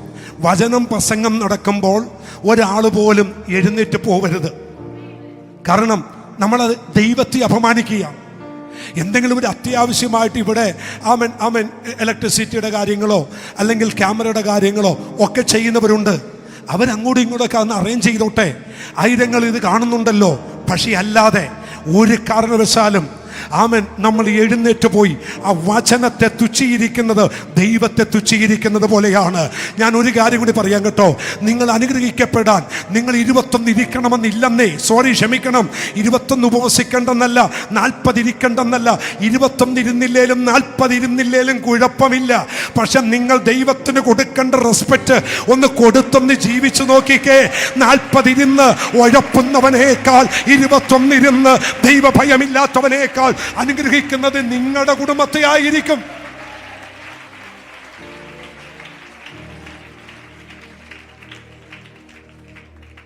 സ്വത്രം. ഈ ചർച്ചിനകത്തുള്ള 80% ആളുകളും കാത്തലിക്കിൽ നിന്ന് വന്നവരാ അല്ലേ? ഞാൻ ചോദിച്ചു നോക്കട്ടെ, നമ്മുടെ എല്ലാം വീടുകളിൽ ഒരു വേദപുസ്തകം ഉണ്ടായിരുന്നില്ലേ അല്ലേ? നമ്മുടെ അപ്പച്ചന്മാർ ആ വേദപുസ്തകം എടുക്കുന്നത് നിങ്ങൾ കണ്ടിട്ടുണ്ടോ? കണ്ടിട്ടുണ്ടെങ്കിൽ മാത്രം ഒന്ന് കരമുയർത്തിക്കേ. നമ്മുടെ അപ്പച്ചന്മാർ ആ വേദപുസ്തകം നടയിലോ എവിടെയെങ്കിലുമൊക്കെ ആ വേദപുസ്തകം ഒരെണ്ണം ഉണ്ടാകുമല്ലോ. നമ്മുടെ അപ്പച്ചന്മാർ അമ്മച്ചിമാർ എപ്പോഴെങ്കിലും ആ വേദപുസ്തകം എടുക്കുന്നത് നിങ്ങൾ സ്റ്റൈൽ കണ്ടിട്ടുണ്ടോ? ഉണ്ടോ? എടുത്ത് മുത്തം കൊടുക്കാതെ ഉമ്മ കൊടുക്കാതെ തിരിച്ച ബൈബിൾ വെക്കുന്നത് നിങ്ങൾ കണ്ടിട്ടുണ്ടോ? ഉണ്ടോ ഇല്ലയോ?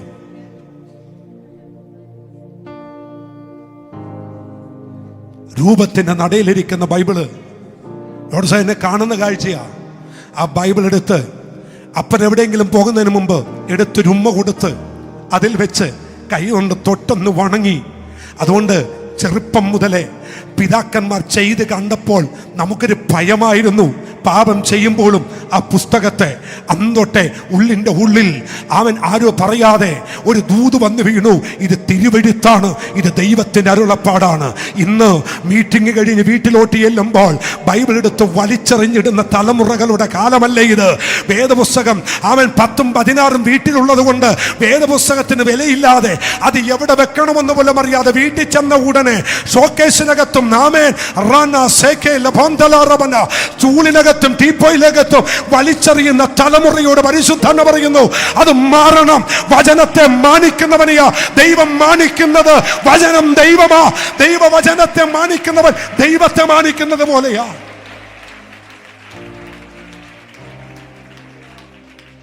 ആ പുസ്തകം ഒന്ന് കയ്യിലൊന്നെടുത്തേ. ആ പുസ്തകം ഒന്ന് കയ്യിലോട്ടെടുത്തേ.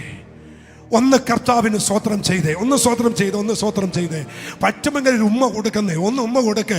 നിത്യതയെ കൊണ്ടുപോകുന്ന അരുളപ്പാടല്ലേ അതിനകത്ത് എഴുതിയിരിക്കുന്നേ. കൊടുമക്കളെ ധൈര്യമായിട്ട് കൊടുക്ക്. ഒരു ചുംബനം കൊടുക്ക്. അതിൻ്റെ തിരുവഴുത്ത് ജീവനല്ലേ? തേനിലും തേൻകട്ടയേക്കാൾ മാധുര്യമേറിയതല്ലേ? നിലത്ത് ഉലയിൽ ശുദ്ധി ചെയ്ത വെള്ളിയേക്കാൾ പൊന്നിനേക്കാൾ തങ്കത്തേക്കാൾ മാധുര്യമേറിയതല്ലേ ഈ തിരുവചനം? ഇതിനെ മാനിക്കണം കേട്ടോ. നമുക്ക് ഈ ഉപവാസത്തിന്റെ 14ാം ദിവസം ഒരു തീരുമാനമെടുക്കാം. വചനത്തെയും ദൈവത്തെയും ഞാൻ മാനിക്കും.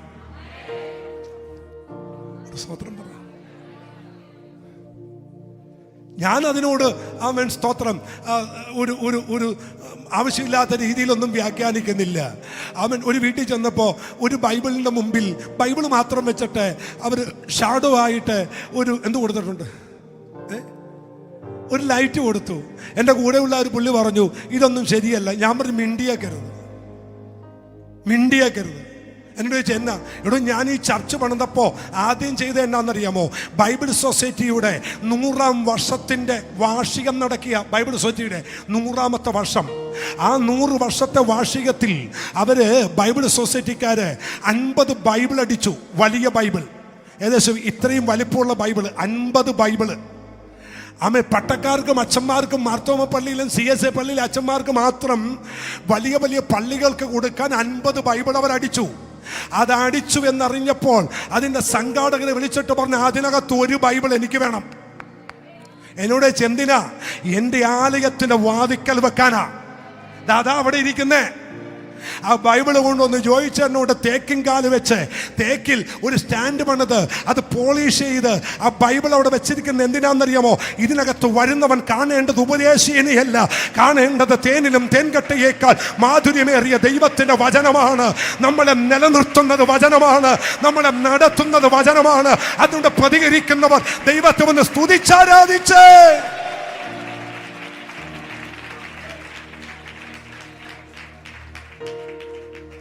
Thank you Jesus. Thank you Lord. തിരിച്ചു വരാല്ലേ? എങ്ങനെയാ പോയത്? എങ്ങനെയാ ജ്യേഷ്ഠാവകാശം പോയത്? പറമക്കളെ, ചുവന്ന പായസം കൊടുത്തപ്പോ മാത്രമാണോ പോയത്? അല്ല. താൻ വാഗുണ്ട് പറഞ്ഞു, എന്തിനാണ് എനിക്ക് ജ്യേഷ്ഠാവകാശം? ദൈവമായിട്ട് പരമ്പരാഗതമായിട്ട് ദൈവത്തിൻ്റെ അരുളപ്പാടിനാൽ കൈമാറി കിട്ടിയതിനെ നിസാരവൽക്കരിച്ചുകൊണ്ട് വാഗുണ്ട് വിട്ടുകളഞ്ഞു. അപ്പൊ നിങ്ങൾ അതെന്താ ഭാഷ? നിങ്ങൾ വായിക്കണമെന്നില്ല, പറഞ്ഞു വിട്ടേക്കാം. സദൃശവാക്യം 18:20, സദൃശവാക്യം 18:4, സദൃശവാക്യം 18:21. ഈ 3 വാക്യങ്ങൾ ചേർത്ത് പഠിക്കണം. ചേർത്ത് പഠിക്കുമ്പോൾ വായുടെ ഫലത്താൽ മനുഷ്യന്റെ ഉദരം നിറയും. 4 20-ാമത്തെ വാക്യം വായുടെ ഫലത്താൽ മനുഷ്യന്റെ 4-ാമത്തെ വാക്യം ഇങ്ങനെയാണ്. മനുഷ്യന്റെ വായിലെ വാക്ക് ജ്ഞാനമുള്ള ആഴമുള്ള വെള്ളം. മതി. മനുഷ്യന്റെ വായിലെ വാക്ക് ആഴമാണ്. 20-ാമത്തെ വാക്യം ആ വാക്ക് കൊണ്ട് ഉദരം നിറയും. 21.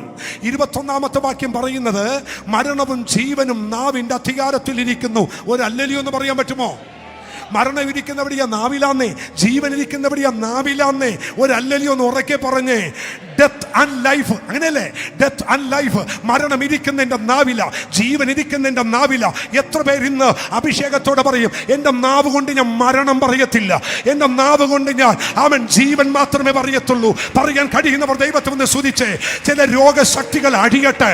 ഞാൻ മരിക്കുമെന്നും ഞാൻ ഇനി ഉണ്ടാവത്തില്ലെന്നോ, എൻ്റെ തലമുറ എനിക്ക് അനുഗ്രഹമാവത്തില്ലെന്നോ, ഞാൻ കിടന്നു പോകുമെന്നോ, ഞാൻ ഇതൊന്നും അനുഭവിക്കത്തില്ലെന്നോ പിശാച് പറഞ്ഞത് കേട്ട് ആവർത്തിച്ച് പറയുന്ന ചിലതിനെ നോക്കി പരിശുദ്ധൻ പറയുന്നു, നിന്റെ വാഗുണ്ട് അവിശ്വാസത്തിന്റെ വാക്കുകൾ പറയരുത്.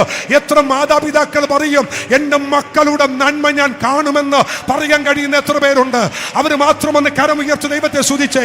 എൻ്റെ മക്കൾ എനിക്ക് അനുഗ്രഹമായിരിക്കും, എൻ്റെ തലമുറ എനിക്ക് അനുഗ്രഹമായിരിക്കും, എൻ്റെ ചർച്ച എനിക്ക് അനുഗ്രഹമായിരിക്കും, എൻ്റെ വിശ്വാസികൾ എനിക്ക് അനുഗ്രഹമായിരിക്കും, എൻ്റെ ജോലിക്കാർ എനിക്ക് അനുഗ്രഹമായിരിക്കും, എൻ്റെ എല്ലാ നന്മകളും എനിക്ക് അനുഗ്രഹമായിരിക്കും. കർത്താവിനെ ഒന്ന് കരമടിച്ച് ആരാധിച്ചു പറ.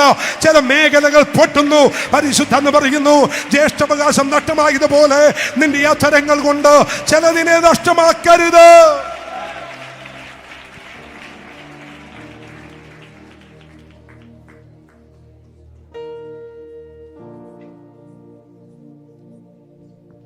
ആമേൻ, ആമേൻ.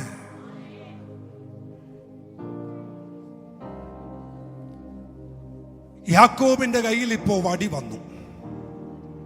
എങ്ങനെ വന്നെന്നുകൂടി പറയാം. അപ്പം പറഞ്ഞു ഏശാവിനെ വിളിച്ചിട്ട്, ഞാൻ തിന്ന് നിന്നെ അനുഗ്രഹിക്കേണ്ടതിന് നീ പോയി വേട്ട ഇറച്ചി. ഒത്തിരി കേട്ടിട്ടുണ്ടല്ലോ. അമ്മ ഇത് കേട്ടു. അമ്മയുടെ അകത്ത് ദൂത് വർക്ക് ചെയ്യാൻ തുടങ്ങി. അമ്മ ഓടിച്ചെന്ന് തൊഴുത്തിൽ നിന്ന് നല്ല ഒരു മൃഗത്തെ പിടിച്ച് പാകപ്പെടുത്തി മകന്റെ കയ്യിലോട്ട് കൊടുക്കുന്നതിന് മുമ്പ്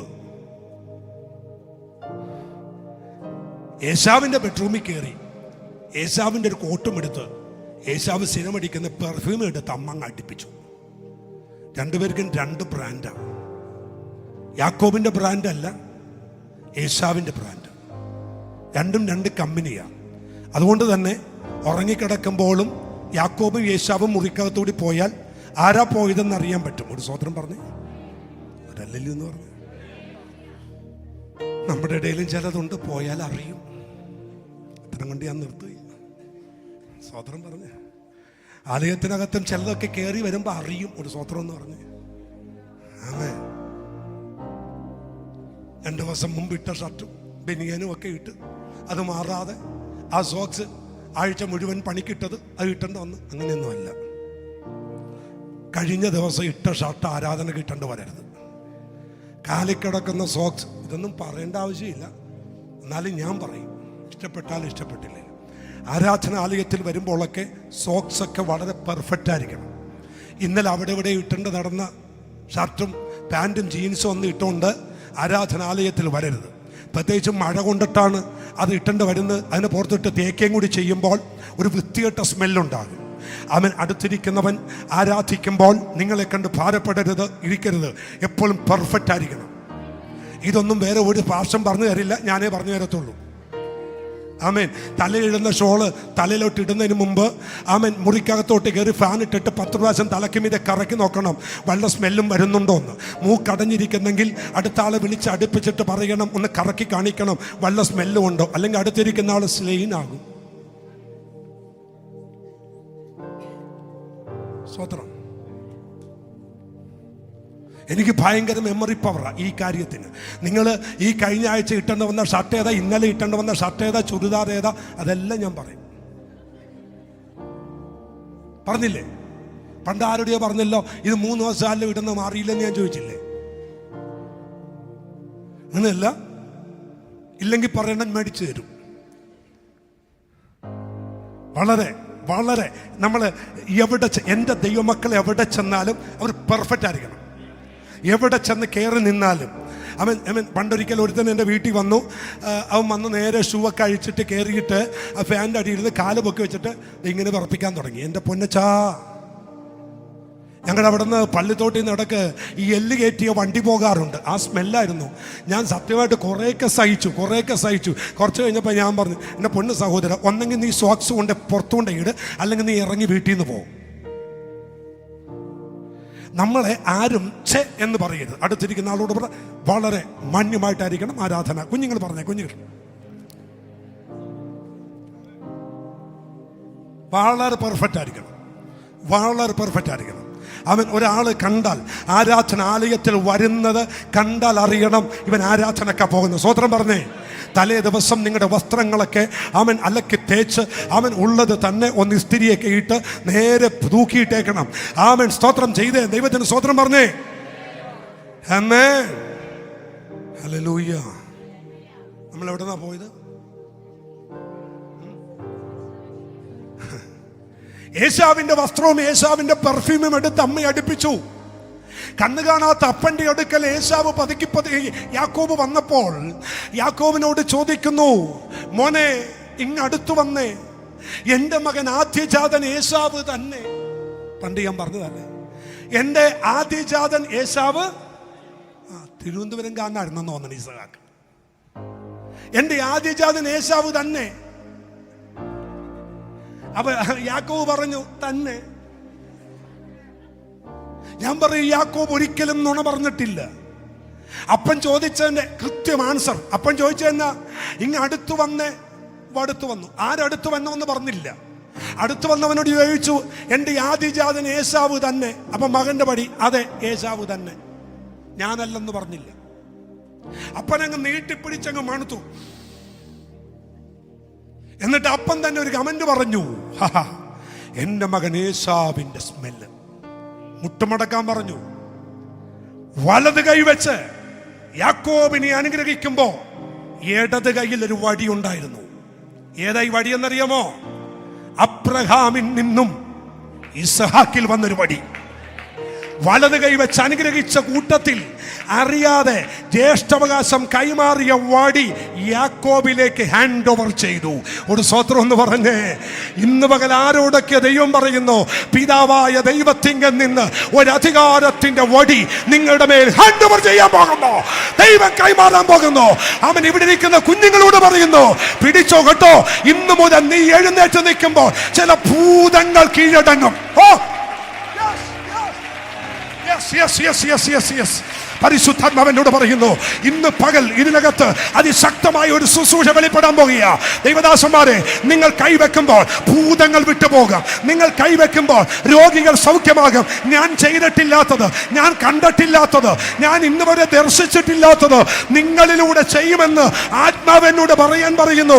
ഞാൻ പോകാത്ത രാജ്യങ്ങൾ നിങ്ങൾ പോകുമെന്ന്, ഞാൻ പോകാത്ത രാജ്യങ്ങൾ ഇവിടെ ഇരിക്കുന്ന കുഞ്ഞുങ്ങൾ സന്ദർശിക്കുമെന്ന് ഞങ്ങൾ കണ്ടിട്ടില്ല.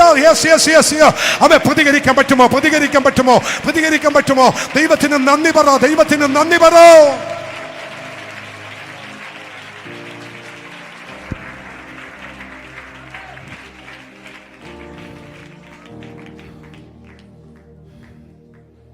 അമ്മേ, മക്കളെ, ഈ വടി ഉണ്ടല്ലോ, ഈ കൈ കൊണ്ട് അനുഗ്രഹിച്ചപ്പോ ഇടത് കൈയിലുള്ള വടി ആരുടെ മേൽ വന്നു? പറ.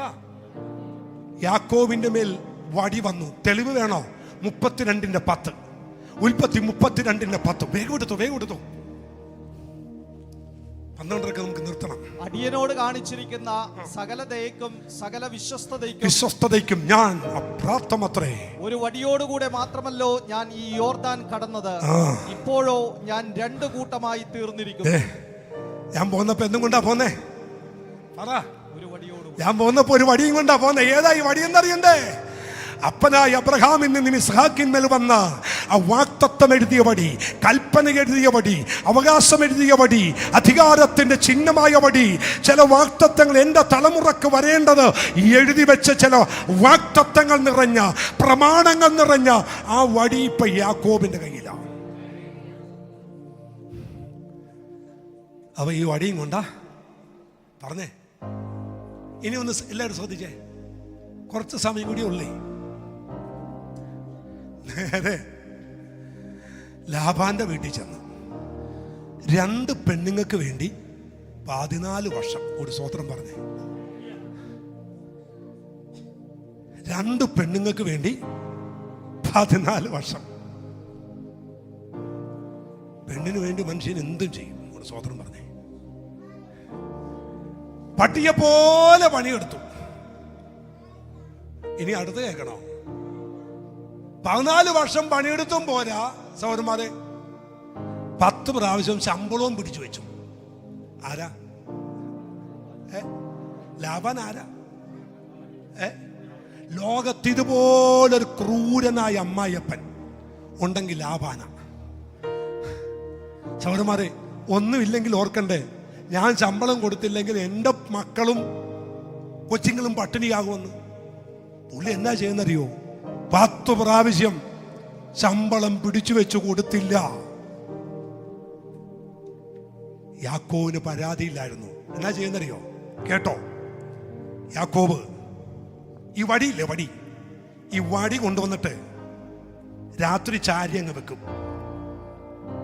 ഏത് അധ്യായമാ, ഏത് റെഫറൻസ് ചോദിക്കരുത്, എൻ്റെ ഭാവനയാണ്. ഈ വടി കൊണ്ടുവന്ന് ചാരി വെക്കും. ഈ ശമ്പളം കിട്ടാത്തപ്പോഴും ഈ വടിയിൽ എഴുതിയിരിക്കുന്ന മുഴുവൻ വാക്തത്വങ്ങളും, ഞാൻ നിന്നെ തലയല്ല, ഞാൻ നിന്നെ വാലാക്കും, ദേശത്ത് അനുഗ്രഹിക്കപ്പെടും, നീ പരക്കും, തെക്കോട്ടും വടക്കോട്ടും കിഴക്കോട്ടും പടിഞ്ഞോട്ടും നീ പരക്കും. ഈ അബ്രഹാമിനോടും ഇസ്ഹാക്കിനോടും പറഞ്ഞ സകലതും ഈ വടിക്കകത്ത് എന്തിരിക്കുക, എഴുതി വെച്ചേക്കുക. കൈകാലിയാകുമ്പോഴും ഈ വാക്തത്വം നോക്കി യാക്കോബ് പറയാൻ തുടങ്ങി, ഇതിലുണ്ട്, ഇതിനകത്ത് എഴുതിയിട്ടുണ്ട്, ഈ അനുഗ്രഹം എൻ്റെ മേൽ വരുമെന്ന്. ഒരു സ്വതന്ത്രം പറ. ആ പുസ്തകം ഉയർത്തിപ്പിടിച്ചുകൊണ്ട് ഒന്ന് പറയാൻ പറ്റുമോ? എൻ്റെ കയ്യിൽ ഈ നന്മ വരുമെന്ന് ഈ പുസ്തകത്തിൽ എഴുതി വെച്ചിട്ടുണ്ട്. എൻ്റെ കയ്യിൽ ഈ അനുഗ്രഹം വരുമെന്ന് ഈ പുസ്തകത്തിൽ എഴുതി വെച്ചിട്ടുണ്ട്. ശമ്പളം മുടങ്ങുന്നെങ്കിൽ മുടങ്ങട്ടെ, നന്മകൾ മുടങ്ങുന്നെങ്കിൽ മുടങ്ങട്ടെ.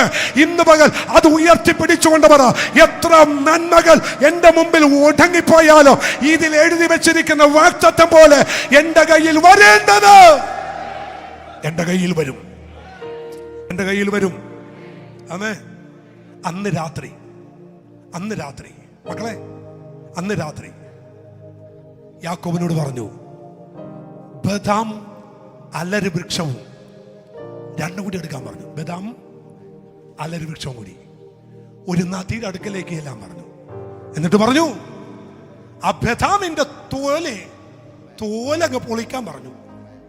അങ്ങനെ ബദാമിന്റെ തോല് പൊളിച്ചിട്ട് അലരി വൃക്ഷത്തിന്റെ ഇലയും ബദാം തോല് പൊളിച്ച ബദാം മരത്തും കൂടി ചേർത്തങ്ങ് വെച്ചു.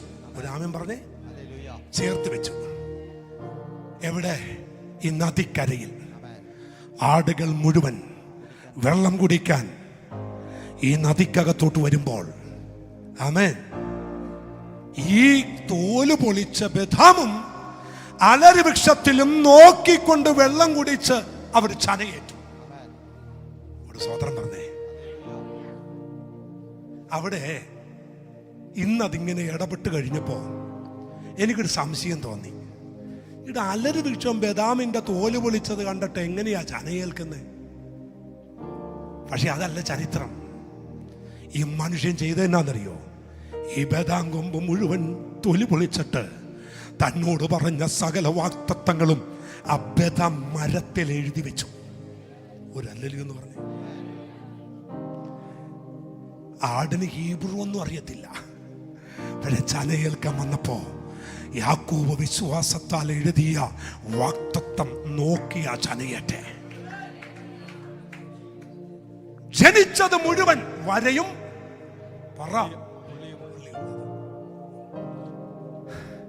48 മണിക്കൂർ കൊണ്ട് അമ്മായിയപ്പനായ ലാബാൻ ഉള്ളതിനേക്കാൾ ഇരട്ടി യാക്കോബിന്. ഒരു ആമേൻ പറഞ്ഞ ദൈവമക്കളെ, ഇത് ചുമ്മാ എഴുതി വെച്ചതല്ലെന്നേ. ഇത് തിരുവചനമാണെങ്കിൽ ആ നന്മകളും അനുഗ്രഹങ്ങളും നമ്മുടെ മേൽ കൂടി വെളിപ്പെട്ടു വരട്ടെ.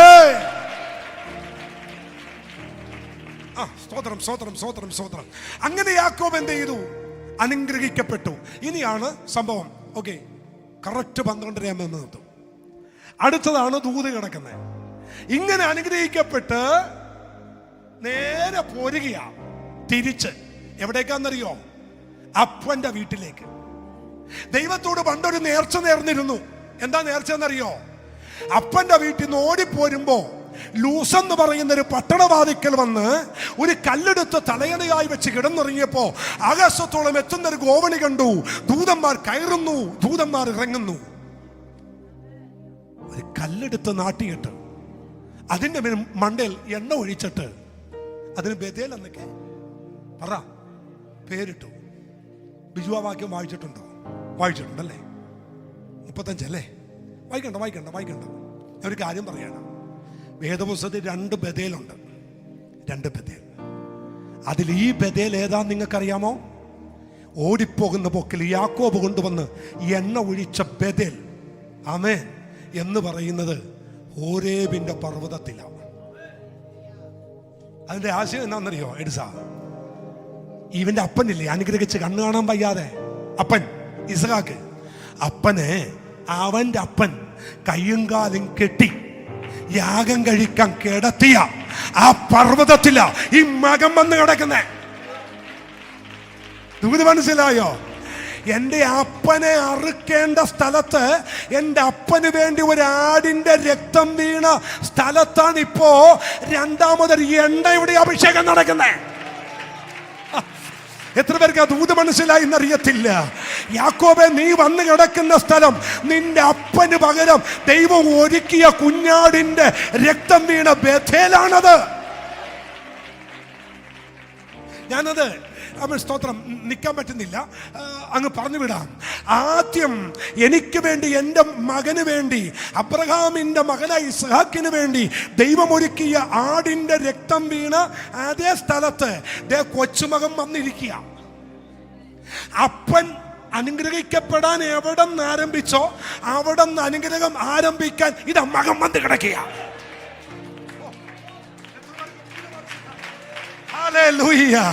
അവൻ ഇസ്ഹാക്ക് എന്ന എൻ്റെ അപ്പൻ എവിടെയാണോ അനുഗ്രഹിക്കപ്പെട്ടത് അവിടെ തന്നെ യാക്കോബ് എന്ന മകനെ ദൈവം കൊണ്ടുവന്നിരിക്കുന്നു.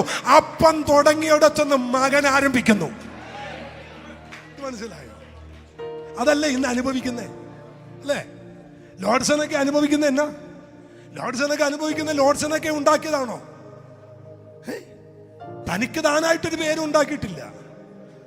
അവിടെയൊക്കെ നല്ല പ്രായത്തിൽ, നല്ല ചെറുപ്രായത്തിൽ നേരെ ഇത്രയും ഫേമസ് ആയില്ലേ? അവൻ നല്ലൊരു ഏജ്, നല്ലൊരു യൗവനകാലത്ത് തന്നെ ദൈവം കേരളക്കര മുഴുവൻ അല്ല, ക്രിസ്തീയ ഗോളത്തിനകത്ത് അറിയപ്പെടുന്നവനാക്കിയില്ലേ? താൻ അതിന് കൊടുത്ത കോൺട്രിബ്യൂഷൻ എന്നാ? ഒന്നുമില്ലെന്നേ. ക്ഷമിക്കണം. അതിനുവേണ്ടി തനിക്ക് കൊടുത്ത കോൺട്രിബ്യൂഷൻ തന്റെ അപ്പനും അമ്മയാന്നേ. തെരുവിൽ നിന്ന് വാതോരാതെ യേശുവിനെ ഉയർത്തിയ ഒരു അപ്പനും അമ്മയും, അവ തെരുവാന്തരം നിന്ന് ഓരോ പട്ടണത്തിലും ഓരോ തെരുവോരങ്ങളിൽ നിന്ന് ദൈവത്തെ ഉയർത്തിയ ഒരപ്പനും അമ്മയും ഇല്ലേ? അവിടെ നിന്നാ താൻ ആരംഭിച്ചത്. ഇന്ന് പകൽ ഇവിടെ ഇരിക്കുന്ന മക്കളോട് പറയുന്നു, നിന്റെ അപ്പൻ ആരംഭിച്ചെടുത്തുനിന്ന് നീ ആരംഭിക്ക്. നീ പെരുവഴിയിലാവത്തില്ല. അപ്പൻ കണ്ട ദൈവത്തെ നീയും പിൻപറ്റ്. അപ്പൻ സേവിക്കുന്ന ദൈവത്തെ മക്കളെ നിങ്ങളും സേവിക്ക്. ആത്മാവിൽ ഞാൻ പറയുന്നു, വിട്ടുമാറരുത്. സ്തോത്രം. ആമേൻ. എൻ്റെ ഈ പ്രസംഗം കേട്ടുകൊണ്ടിരിക്കുന്നതിന് നടുവിൽ എൻ്റെ 2 മക്കളും ഉണ്ട്. എനിക്ക് അവരോടും കൈമാറാനുള്ള ഒരൊറ്റ ദൂതെന്നാന്നറിയാമോ? ഞാനിതൊന്നും വീട്ടിൽ നിന്ന് കൊണ്ടുവന്നതല്ല. എൻ്റെ വീട്ടുവക സ്വത്തെന്ന് പറയാൻ 10 മക്കൾക്ക് 1 സെൻറ്റേ ഉണ്ടായിരുന്നുള്ളൂ. അവൻ എല്ലാവർക്കും കൂടി 10 സെൻറ്റേ ഉള്ളൂ. അപ്പനും അമ്മയും കൂടി മൊത്തം 12 പേരാ. 1 സെൻറ്റ് പോലും വെച്ച് വീതിച്ചാൽ ഇല്ലെന്നേ. വേണമെങ്കിൽ 800 സെലിൻസ് വെച്ച് അളന്നെടുക്കാനേ ഉണ്ടായിരുന്നുള്ളൂ. അവിടെ നിന്ന് ഇവിടെ കൊണ്ടുവന്നത് കുടുംബ മഹത്വമല്ലെന്നേ, തമ്പുരാൻ മുമ്പിൽ കണ്ടുമുട്ടിയതാന്നേ, തമ്പുരാനെ സ്വീകരിച്ചതാന്നേ. പിതാക്കന്മാരെ, നമ്മുടെ തലമുറ നമ്മൾ ചെയ്തിടത്തുനിന്ന് ആരംഭിക്കട്ടെ. നമ്മുടെ വിശ്വാസത്തിൽ ആരംഭിക്കട്ടെ. നമ്മുടെ കൃപയിൽ നിന്നും ആരംഭിക്കട്ടെ.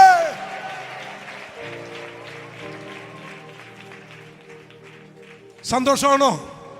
ഇനി ഈ ആലയം മുഴുവൻ കത്തി നിൽക്കുന്ന സാന്നിധ്യം ഇറങ്ങി നിൽക്കുക. മോനെ, അടുത്തൊരു ദൂത് പറയാം കേട്ടോ. ആമൻ എനിക്ക് വേണ്ടി കരുതിയ ആടിന്റെ രക്തം വീണെടുത്ത് ഇപ്പൊ എണ്ണ ഒഴുകി.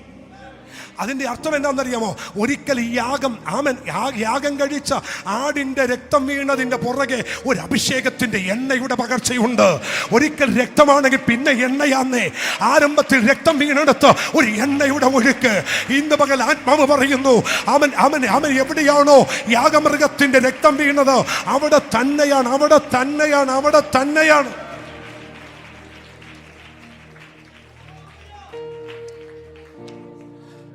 അടച്ചു. ആരംഭത്തിൽ രക്തമാ വീണത്, പിന്നെ വീണത് രക്തമല്ല. എന്താ? എണ്ണ. രക്തം വീണെടുത്തെല്ലാം എണ്ണയുടെ ഒഴുക്കുണ്ട്. Thank you Jesus. നന്ദി യേശുവേ, നന്ദി പരിശുദ്ധാത്മാവേ. മക്കളെ, യാക്കോബ് തിരിച്ചു വരികയാണ് കേട്ടോ. തിരിച്ച് അപ്പൻ്റെ വീട്ടിലോട്ട് വരിക. എത്ര വർഷമായെന്നറിയോ? 20 വർഷം. 20 വർഷങ്ങൾക്ക് ശേഷം തിരിച്ചു വരുമ്പോൾ യാബോക്കിന്റെ കടവിലെത്തിയപ്പോ യാക്കോബിന് ഒരു വെപ്രാളം. എന്താ വെപ്രാളം? 20 വർഷം മുമ്പ് ഏശാവിനെ പറ്റിച്ചിട്ട് ഓടിപ്പോയ ചേട്ടനുണ്ടവിടെ. അവിടെ ചെന്ന് അവന്റെ മുമ്പിൽ വീണ് അവൻ വില്ലാളി വീരന. ഒരു വാള് കറക്കിയാൽ ഏത് സിംഹത്തെയും വാൾമൊനയും നിർത്താൻ കഴിവുള്ളവനാ എന്റെ ചേട്ടൻ. മരണഭയം കയറിയെന്നാ ബൈബിള് പറയുന്നേ. കുറെ ഒട്ടകത്തിനെയും പശുവിനെയും ആടിനെയും കൂടി ഗിഫ്റ്റ് കൊടുത്തു വിട്ടു. ഏശാവോ തട്ടിക്കളഞ്ഞിട്ട് പറഞ്ഞു, എനിക്കൊന്നും വേണ്ട, നിന്നെക്കുള്ളതിനേക്കാൾ ഇരട്ടി എന്റെ അടുത്ത് തന്നെ കൊണ്ടുപോകാൻ പറഞ്ഞു. യാബോക്ക് നദി കടന്നു വേണം അപ്പുറത്തോട്ട് പോകാൻ. മക്കളെ ശ്രദ്ധിക്കണേ, കൈയും കാലും പറക്കാൻ തുടങ്ങി. യാബോക്കിന്റെ നദിക്കടവിൽ മുട്ടുകുത്തി. എന്നിട്ട് പറഞ്ഞു, യഹോവേ ദൈവമേ, മരണഭയം കൊണ്ട് ഞാൻ ഭയക്കുകയാണ്, ഞാൻ വിറയ്ക്കുകയാണ്. എന്റെ ജ്യേഷ്ഠനും 400 പേരും കൂടി എന്നെ പിടിക്കാൻ വരുന്നു, എനിക്ക് രക്ഷയില്ല. സന്ധ്യക്ക് മുട്ടുമടക്കിയതാ. എപ്പോ? സന്ധ്യക്ക്. ദൂതൻ ഇറങ്ങി വന്നെന്നാ പറയുന്നേ. ദൂതനെ കയറി പിടിച്ചേക്കിയ ആര്? യാക്കോബ്. ഉടനെ ചോദിച്ചു, നീ എന്തിനാ എന്നെ പിടിക്കുന്നത്? എന്നെ അനുഗ്രഹിക്കണം. നിന്റെ പേരെന്താടാ? എന്റെ പേര് യാക്കോബ്, കുതികാല് പിടിച്ചവൻ. എന്റെ പേര് യാക്കോബ്. രാത്രി മൊത്തം പിടുത്തോ. നേരം വെളുക്കാറായപ്പോ ദൂതം പിടുത്തം വിട്ടിട്ട് പറഞ്ഞു, എടാ എന്നെ വിടടാ, എന്നെ വിടടാ. എടാ, പെണ്ണുങ്ങൾ കുളിക്കാൻ വേണ്ടി വരുന്ന സമയമായത്, തുണി അലക്കാൻ വേണ്ടി അലക്കുകാരെല്ലാം കൂടി നദിക്കരെ വരും. വിടുത്ത്, എന്നെ വിട്, എന്നെ വിട്, എന്നെ വിട്. എല്ലാവരും കൂടി ഇതേ നദിക്കരയിൽ വെള്ളം കോരാൻ വരുമ്പോ ഞാനും നീയും കൂടി മല്ല് പിടിക്കുന്ന നാട്ടുകാർ കണ്ടാൽ കേട് എനിക്കല്ല, നിനക്കാ. വിടടാ. ഈ മൽപിടുത്തത്തിന്റെ ഇടക്ക് തമ്പുരാൻ കയറി ഒരു പിടുത്തം. ആരെ? ശരിയായിട്ട് എന്റെ ഭാഷ പറഞ്ഞാൽ പട്ടാളക്കാരനെ പോലെ വന്നവൻ യാചകനെ പോലെയായി. ഒരു പിടുത്തം ഉളുക്കിപ്പോയി. പിന്നെ രക്ഷപ്പെട്ടത് ആ പഴയ വടിയ. ഒരു സ്വത്രം പറഞ്ഞേ. ഉഷസാറായി, ഉഷസാറായി. തമ്പുരാൻ ചോദിച്ചു, നീ ആരെയായി പേടിക്കുന്നേ? ചേട്ടൻ ഏശാവിനെ. അവൻ ആരെ തേടിയാ വരുന്നേ? പറ, പറ, നിങ്ങൾ പറ. യാക്കോബിനെ തേടി. അവൻ വരുന്നത് യാക്കോബിനെ തേടിയല്ലേ? പക്ഷെ ഞാനൊരു കാര്യം ചെയ്യാൻ പോവുക, നിന്റെ പേരങ്ങ് മാറ്റാൻ പോവുക. മനസ്സിലായില്ലല്ലേ? യാക്കോബിനെയാണ് പിടിക്കാൻ വന്നതെങ്കിൽ ഇപ്പോൾ മുതൽ നീ യാക്കോബല്ല, ഞാൻ നിന്നെ ഇസ്രായേലാക്കിയ. എന്ന് വെച്ചാൽ അവൻ പിടിക്കാൻ വരുന്ന യാക്കോബയാണെങ്കിൽ ഇന്നു മുതൽ നീ യാക്കോബല്ല, നീ ഇസ്രായേലാ. നീ ദൈവത്തിന്റെ പ്രഭുവാ. ദൈവത്തിന്റെ പ്രഭുവിനെ പിടിക്കാനൊക്കത്തില്ല, ദൈവത്തിന്റെ യോദ്ധാവിനെ പിടിക്കാനൊക്കത്തില്ല. അവൻ പിടിക്കാൻ വരുന്ന യാക്കോബിനെയാണെങ്കിൽ ഇനി യാക്കോബ് ഇവിടെ ഇല്ല. യാക്കോബിനെ പിടിക്കാനാ വരുന്നതെങ്കിൽ യാക്കോബിനെ ഇനി കിട്ടത്തില്ല. യാക്കോബിന്റെ പരിപാടി കഴിഞ്ഞു, യാക്കോബിന്റെ ചാപ്റ്റർ കഴിഞ്ഞു. ഇനി യാക്കോബല്ല, നിന്റെ പേര് ഇസ്രായേൽ.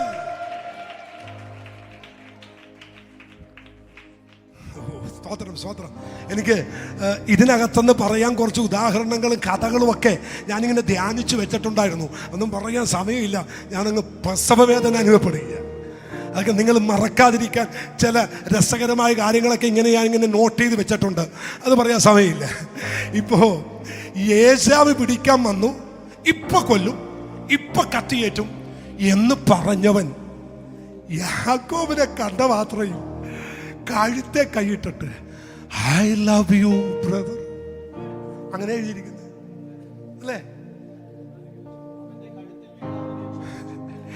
കഴുത്തിൽ വീണ് എത്ര ഭാഷ? 33:4. ഒന്ന് വിശാലമായിട്ടിട്ടോട്, എല്ലാരും കാണട്ടെ. ഏശാവ് ഓടി വന്ന് അവനെ എതിരേറ്റു. അവൻ എന്ത് ചെയ്തു? എന്താ കാര്യം? പുള്ളി കൊല്ലാൻ വന്ന ആരെയാ? ഇപ്പൊ ഈ ആലിംഗനം ചെയ്യുന്ന ആരെയാ? ദൈവം റൂട്ട് മാറ്റി. ദൈവം നിന്നെ മാറ്റിയാൽ ഏതാശേഷവാത്തോടെ ദൈവം നിങ്ങളുടെ സ്ഥിതി മാറ്റിയാൽ, ദൈവം നിങ്ങളുടെ ആള് മാറ്റിയാൽ, ദൈവം നിങ്ങളുടെ സാഹചര്യം മാറ്റിയാൽ നിങ്ങളെ തൊടാൻ കഴിയുമോ? ദൈവം നിങ്ങളുടെ അന്തരീക്ഷം മാറ്റിയാൽ ഒരു മനുഷ്യന് നിങ്ങളെ തൊടാനൊക്കത്തില്ല. ഒരു ട്രാൻസ്ഫർമേഷൻ നമുക്ക് നടക്കണം, ഒരു രൂപാന്തരം നടക്കണം. അടുത്തിരിക്കുന്ന ആളോട് പറ, നിന്നെ തേടി ഇപ്പോഴും മറ്റവും വരുന്നത് നീ ഇപ്പോഴും യാക്കോബായതുകൊണ്ടാണ്. ഒന്ന് പറഞ്ഞേ.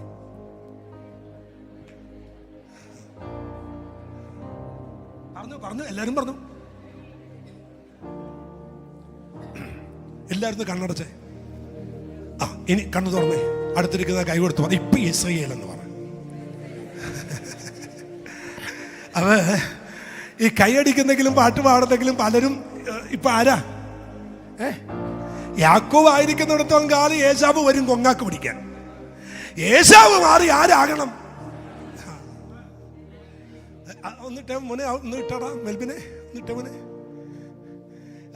ആലിംഗനം ചെയ്തു. അവൻ കഴുത്തിൽ വീണു, അവനെ ചുംബിച്ചു. രണ്ടുപേരും എന്ത് ചെയ്തു?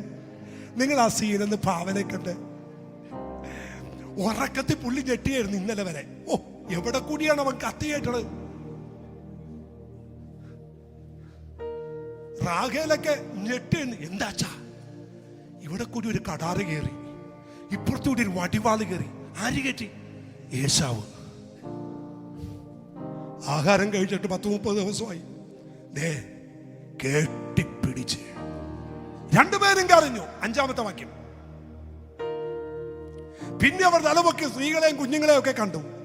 നിന്നോട് കൂടെയുള്ള ഇവർ ദൈവം അടിയന് നൽകിയിരിക്കുന്ന മക്കൾ. ഒരു പഞ്ചായത്ത് മൊത്തമുണ്ട്.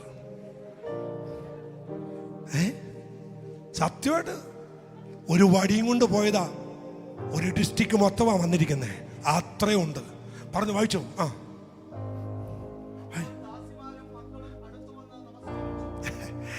ഞാൻ എൻ്റെ ഇത് വായിച്ചപ്പോൾ കണ്ട എന്നാന്നറിയോ? എല്ലാവരും പാറയുടെ ഇടയിലൊക്കെ പോയി. കാരണം യാക്കോബ് അങ്ങനെ പറഞ്ഞേക്കാൻ, ലേയ നീയും 10 മക്കളും കൊണ്ട് ആ പാറ ഒളിച്ചോ. വെട്ടുകൊണ്ട് വീണെന്ന് കണ്ടാൽ പുറത്തു വരരുത്. പുള്ളിക്കായി തന്നാൽ ഓടി വരണം. കെട്ടിപ്പിടിച്ചത് എല്ലാവരും വന്നു. എല്ലാ ഗുഹയിൽ നിന്നും വന്നു. കൂട്ടാലിംഗനം. എന്താ കാര്യം പറ? ആരോടോ അവസാനിപ്പിക്കുന്ന ഒരു ദൂത് പറയാൻ പറയുന്നു.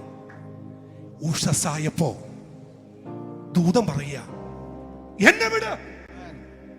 ദൈവമക്കളെ, പ്രാർത്ഥിക്കുന്ന നീ ദൈവത്തെ പിടിച്ചു വെച്ചേക്കുക. പ്രാർത്ഥിക്കുന്ന നീ ദൈവത്തെ പിടിച്ചു വെച്ചേക്കുക. ഇപ്പൊ ദൈവം പറയും, എന്നെ വിട്, എന്നെ വിട്, എന്നെ വിട്. എന്നെ അനുഗ്രഹിച്ചിട്ടല്ലാതെ ഞാൻ വിടത്തില്ല. സ്വത്രം. നമ്മൾ വായിച്ച വാക്യമല്ലേ? വാക്യം വിട്ട മോനെ. 11:21. വിശ്വാസത്താൽ യാക്കോബ് മരണകാലത്തിങ്കൽ ജോസഫിന്റെ മക്കളെ ഇത് പറഞ്ഞിട്ട് അവസാനിപ്പിക്കാം. വാക്യം എല്ലാം അങ്ങ് ഡിലീറ്റ് ചെയ്തോ. ഇപ്പോ ജോസഫ് എന്ന് പറയുന്ന മന്ത്രി മുഖാന്തരം ഇവരെല്ലാം മിസ്രയീമിലെത്തി. ജോസഫിന് തന്റെ മക്കളെ ഒന്ന് അനുഗ്രഹിക്കണം. ആരെ അനുഗ്രഹിക്കണം? മക്കളെ അനുഗ്രഹിക്കണം. മക്കളുടെ പേരെന്നാ? മനശ്ശെയും. പക്ഷെ ജോസഫിനെ അനുഗ്രഹിക്കാൻ പറ്റത്തില്ല. എന്താ കാര്യം എന്നറിയോ? ജോസഫിന്റെ വീട്ടിൽ 2 ആരാധനയാണ്.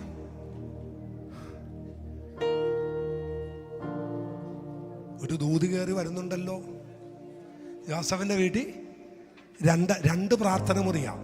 ജോസഫിന്റെ ഒരു പ്രാർത്ഥന മുറി, ജോസഫിന്റെ ഭാര്യക്ക്. എന്ന് അങ്ങനെ പറഞ്ഞു. ജോസഫിന്റെ ഭാര്യ ആരാ? നിങ്ങൾ എന്തെങ്കിലും ഒന്ന് ഉറക്കെ പറ. എന്നെ ചീത്ത വിളിക്കണമെങ്കിൽ ഉറക്കെ ചീത്ത വിളി. ആസായി പോയെന്നാ? അവൾ ഏത് നാട്ടുകാരിയാ? പോത്തിഫറിന്റെ അല്ലെ മകളാ. അവള് മിസ്രയീമുകാരിയാ. മിസ്രയീമുള്ളവർക്ക് എല്ലാം ദൈവ. ഈച്ച ദൈവം, സ്തോത്രം, പേന് ദൈവം, മണ്ണ് ദൈവം, നൈനദി ദൈവം. ദൈവങ്ങളുടെ ഹോൾസെയിൽ കച്ചവടം നടത്തുന്നവരാ ആര്? അപ്പൊ അമ്മ ഇതിനെ ആരാധിക്കുന്നു, അപ്പൻ. അപ്പൊ മക്കൾ രണ്ടിന്റെയും നടുക്ക് നിൽക്കുക. ഏത് ദൈവത്തെ ആരാധിക്കണമെന്ന് അറിയില്ല. ഒരല്ലെന്ന് പറഞ്ഞു. ഇങ്ങനെ ചില കുടുംബങ്ങളുണ്ട്. കഴിഞ്ഞ ദിവസം പറഞ്ഞു, അമ്മ വേറെ അപ്പം വേറെ. അങ്ങനെയല്ല, ഒരുമിച്ചിരുന്ന പ്രാർത്ഥന. 90 വയസ്സ് കഴിഞ്ഞാലും ഒരു കട്ടിലേക്ക് കിടക്കണം.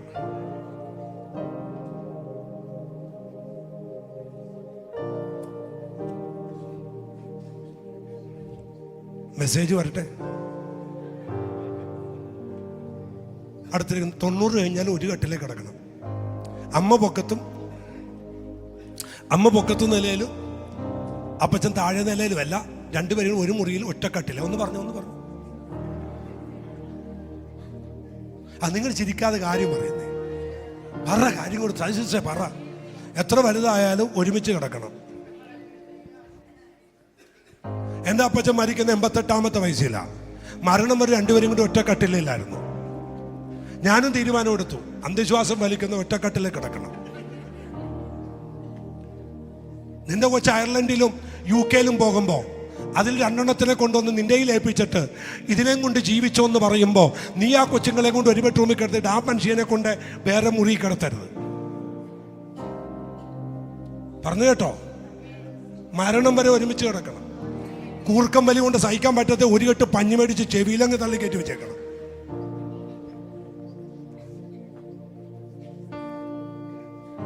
ഞാൻ പറയുന്നത് മനസ്സിലായോ? ഉണ്ടോ? പിടുത്തം കിട്ടിയോ? ഉണ്ടെങ്കിൽ രാമൻ പറ. ദേവാസന്മാരെ നിങ്ങൾക്ക് മനസ്സിലായെങ്കിൽ ഒരു സ്വോത്രം പറ. ഒരു മുറിയിലായിരിക്കണം, ഒറ്റ മുറിയിലായിരിക്കണം. മകളും മകളുടെ കുഞ്ഞുങ്ങളും UK അയർലൻഡിൽ നിന്നും ഒക്കെ വന്ന പിള്ളേരുണ്ടെങ്കിൽ അതിനൊക്കെ തൊട്ടികെട്ടി വേറെ റൂമിൽ കിടത്തിയേക്കണം. അതുമല്ലെങ്കിൽ വല്ല മടത്തിലും കൊണ്ട് ആക്കിയേക്കണം. സ്വോത്രം പറഞ്ഞു.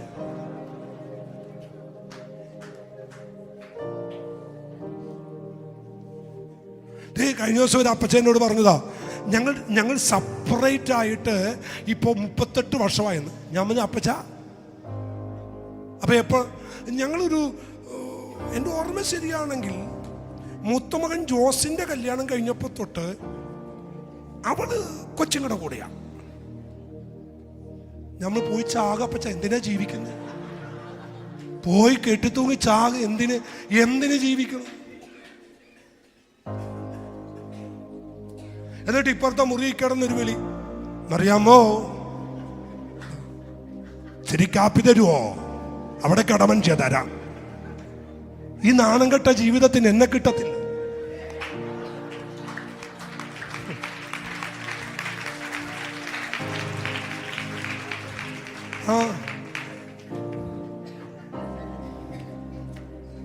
ഞാൻ പറഞ്ഞിട്ടുണ്ട്, എൻ്റെ അവസാനം വരെ ഞാൻ ആ കട്ടിലെ സൈഡിലുണ്ടാവും.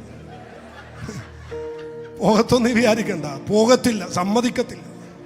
ഒരല്ലലും എന്ന് പറഞ്ഞു. ഇടക്കെന്താക്കി ഒമ്മാര് കളിച്ച് രണ്ടുപേരും കൂടി പതുക്കെ മമ്മി എന്നൊക്കെ വിളിച്ച് കട്ടൻ്റെ അടുത്തിരിക്കും. ഞാൻ പറഞ്ഞു, പോയെന്നിട്ട് പോയി അപ്പുറത്ത് പോയി കട. ഇടയ്ക്ക് ലസിൽ വന്ന ഇങ്ങനെ ഒരല്പം ന്യൂട്രൊക്കെ അടിച്ച് ആ കട്ടിലെ സൈഡിൽ വന്ന് കിടക്കണ കാണാം. ഞാൻ പറഞ്ഞു, കഴിഞ്ഞില്ലേ, പോയെന്നിട്ട്. ഇതെനിക്ക് മാത്രം റിസീവ് ചെയ്തേക്കുക, ഞാൻ ബുക്ക് ചെയ്തേക്കുക. സ്വോത്രം പറഞ്ഞു. ആമേൻ. ഇത് ചെയ്യണം കേട്ടോ. ഞാനിത് തമാശയുടെ പറയല്ല, ചെയ്യണം. അടുത്തിരിക്കുന്നവരുടെ കൈ കൊടുത്ത് പറയാം, ചെയ്യണം. ഇത് യൂട്യൂബിൽ കിടക്കും. ഇന്നത്തെ ഡേറ്റ് സഹിതം കുറിച്ചിട്ടേക്കണം. ചെയ്യണം. ഇന്ന് തന്നെ കട്ടിൽ വലിച്ചുകൊണ്ട് ഇടണം. ഇനി ഭർത്താവ് പൊക്കത്തും ആമേൻ അസ്ഥിക്ക് വേദനയുള്ള നടുവേദനയുള്ള അമ്മച്ചിയെ പിടിച്ച് താഴെയും കിടത്തരുത്. രണ്ടുപേരും കൂടി മേലെ കയറി കിടക്കണം. അവിടെ സ്വോത്രം പറഞ്ഞു. ഫാനിൻ്റെ അടിയിൽ അമ്മാമ്മ കയറി കിടന്നിട്ട് അച്ചാനെ കൊണ്ട് ആ ചൂടി കൊണ്ട് ഇടരുത്. ആ പെണ്ണുങ്ങൾക്ക് അങ്ങനെ ഒരു സ്വഭാവമുണ്ട്. ഫാനിൻ്റെ അടിയിൽ അവർ കിടക്കും. നമ്മളെ കൊണ്ടുപോയോ? നമ്മളെ കൊണ്ട് ഇടുന്ന കണ്ടിട്ടുണ്ടോ? അങ്ങോട്ട് നീങ്ങിക്കട മനുഷ്യ. നമ്മൾ ആ മൂലക്ക് ചൂടത്ത് കിടന്ന് ഉരുകി. എൻ്റെ അനുഭവം ഞാനീ പറയുന്നത്.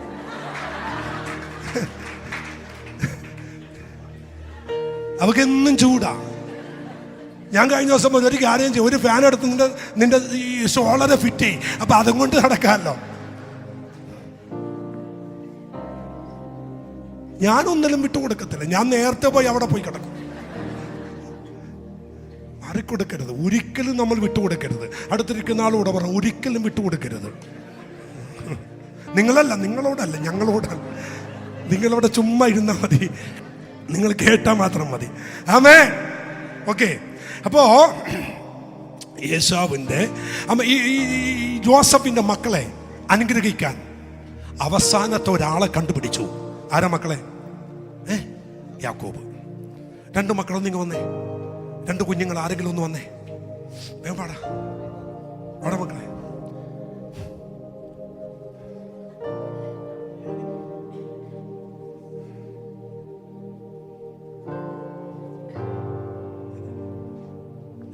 ഇവന്റെ പാൻറ് ഇപ്പൊ ഇറക്കം വന്നിട്ടുണ്ടല്ലേ.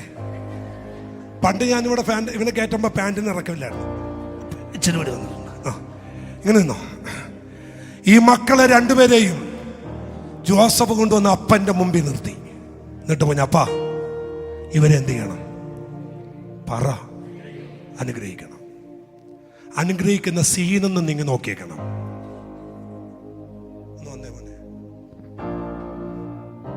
ഈ അപ്പൻ അനുഗ്രഹിക്കാൻ തുടങ്ങി കേട്ടോ. അപ്പൻ അനുഗ്രഹിക്കാൻ നേരത്ത് എങ്ങനെയാ കൈവെക്കണ്ടേ? ഇത് മൂത്തവനാ, ഇത് ഇളവനാ. കൈ ഇങ്ങനെയല്ല വെക്കണ്ടേ. ഈ അപ്പൻ ഇങ്ങനെ കൈവെക്കാൻ വേണ്ടി കൈ ഉയർത്തി വന്നപ്പോ പെട്ടെന്ന് പരിശുദ്ധാത്മാവ് കൈ അങ്ങ് മാറ്റി. എന്നിട്ട് കൈ ഇങ്ങനെ പിണച്ചു വെച്ചു. വലത് കൈ ഇളയവന്റെ മേലും ഇടത് കൈ മൂത്തവന്റെ മേലും വന്നു. ജോസഫ് ഈ കൈക്ക് പിടിച്ചിട്ട് പറഞ്ഞു, അപ്പാ, അപ്പന് തെറ്റുപറ്റി, ഇതാ മൂത്തവൻ. ഇതാണ്. യാക്കോബ് പറഞ്ഞു, മക്കളെ, തെറ്റിയിട്ടില്ല, ഇത് കൃത്യമാ, ഇതെങ്ങനെയാ. എന്താ ഈ ദൂത്? നിങ്ങൾ പ്രതീക്ഷിക്കാത്ത ചില അനുഗ്രഹം നിന്റെ ശിരസിന്റെ മേൽ ഈ 14-ാമത്തെ ദിവസം ദൈവം നിന്റെ മേൽ പകരും. വിശ്വസിക്കുന്നവർ ഒന്ന് കർത്താവിന് സ്തോത്രം ചെയ്തേ. വിശ്വസിക്കുന്നവർ കർത്താവിനൊന്ന് സ്തോത്രം ചെയ്തേ. നിങ്ങൾ പ്രതീക്ഷിക്കാത്തതെന്തോ നിന്റെ ശിരസിന്റെ മേൽ വരും.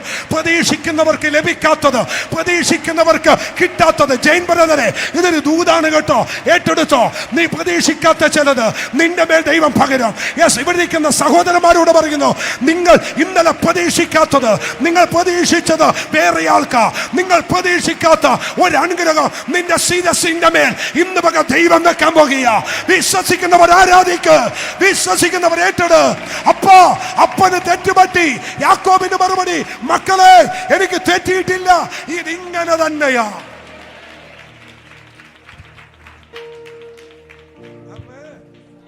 അതല്ലേ കുറിവാക്യം, അതല്ലേ കുറിവാക്യം. ആ വടിയിൽ ചാരി നിന്ന്, വടിയുടെ എവിടെ? അറ്റത്ത് ചാരി നിന്ന്. ആ വാക്യം നോക്കിക്കേ. വടിയുടെ അറ്റത്ത് ചാരി നിന്ന് മക്കളെ അനുഗ്രഹിച്ചു. കൈ എങ്ങനെയാ വെച്ചത്? എല്ലാരും ഒന്ന് വെച്ചേ, ഇങ്ങനെ വെച്ചേ. ക്രോസ്. ഇതൊരു വെളിപ്പാടാ, ഇതൊരു വെളിപ്പാടാ. എന്തിന്റെ വെളിപ്പാടാന്നറിയാമോ? കാൽവരി ക്രൂസിന്റെ വെളിപ്പാട്. പ്രതീക്ഷിക്കാത്ത ചിലതിലേക്ക് അനുഗ്രഹം കൈമാറുന്നത് ആ ക്രൂസിലൂടെയാണ്, ആ ക്രൂസിലൂടെയാണ്. നീ തലമുറ പ്രതീക്ഷിക്കാത്ത, നിങ്ങൾ കണ്ടിട്ടില്ലാത്ത ചില അനുഗ്രഹങ്ങൾ കൈമാറുന്നത് യേശുവിന്റെ ക്രൂസിലൂടെയാണ്. ആ ക്രൂസിൽ വെളിപ്പെട്ട ദൈവത്തിന്റെ കൃപയുടെ വ്യാപാരം, ആ ക്രൂസിൽ വെളിപ്പെട്ട ദൈവത്തിന്റെ സാന്നിധ്യം യഹൂദന്റെ മേൽ വരേണ്ട ആ നന്മയുണ്ടല്ലോ, അവൻ മൂത്തവന്റെ മേൽ വരേണ്ട ആ നന്മയുണ്ടല്ലോ, ഇളയവന്റെ മേൽ വന്നത് പോലെ ആ ക്രോസിൽ ഒരു അനുഗ്രഹം വെളിപ്പെട്ടു വന്നു. ഓ യാക്കോബേ, അങ്ങെന്താ ഇങ്ങനെ ചെയ്യുന്നേ? ഞാൻ ചെയ്യുന്നതേ ഒരു വെളിപ്പാടാ. ഏതിന്റെ വെളിപ്പാട്? ഗൊൽഗോത്ത മലയിൽ കാൽവരി ക്രൂസിലെ ആ ക്രോസിന്റെ വെളിപ്പാട്.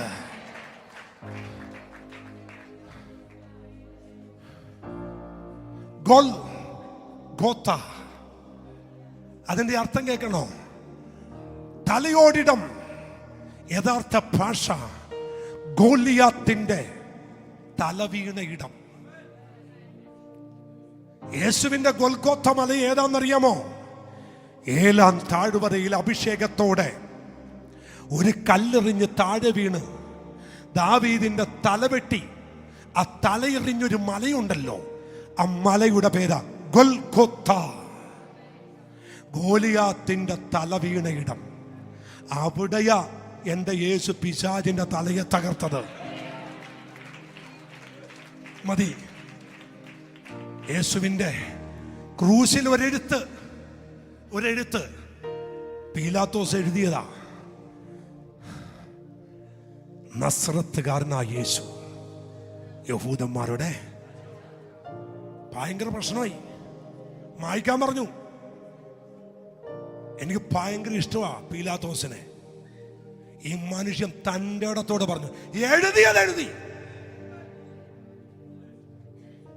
എന്താ എഴുതിയെന്നറിയോ? തലയുടെ പക്കത്ത്, ഇവൻ നസ്രത്തിലെ തച്ചന്റെ മകൻ. അതിന്റെ ഹീബ്രു, അരാമിക്, ഗ്രീക്ക് ഭാഷ എന്ന് വെച്ചാൽ ലോക്കൽ ഭാഷയും നമ്മുടെ മലയാളം, ഹിന്ദി, ഇംഗ്ലീഷ് ഇങ്ങനെ പോലെ 3 ഭാഷകളിൽ എഴുതി. എന്തിനാ തലയെഴുത്തുന്നതാണ്?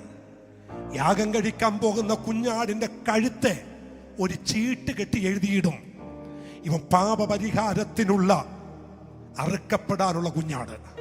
ഈ തലയിൽ എഴുതി വെച്ചിരിക്കുന്ന എഴുത്ത് എന്താണെന്നറിയാമോ? ഇവനാണ് ലോകത്തിന്റെ പാപത്തെ ചുമന്നൊഴിക്കുന്ന ദൈവത്തിന്റെ കുഞ്ഞാട്. ശ്രദ്ധിച്ചേ, ആ വടിയെ ചാരി നിന്ന്, വടിയുടെ അറ്റത്ത് ചാരി നിന്ന് യാക്കോബ് അനുഗ്രഹിച്ചില്ലേ? അതൊരു വെളിപ്പാടാ. ആ ക്രൂസിന്റെ മണ്ടേ തൂങ്ങിക്കിടന്ന് ലോക ജനതയെ മുഴുവൻ അനുഗ്രഹിച്ച ക്രിസ്തുവിന്റെ ക്രൂസിന്റെ വെളിപ്പാട്.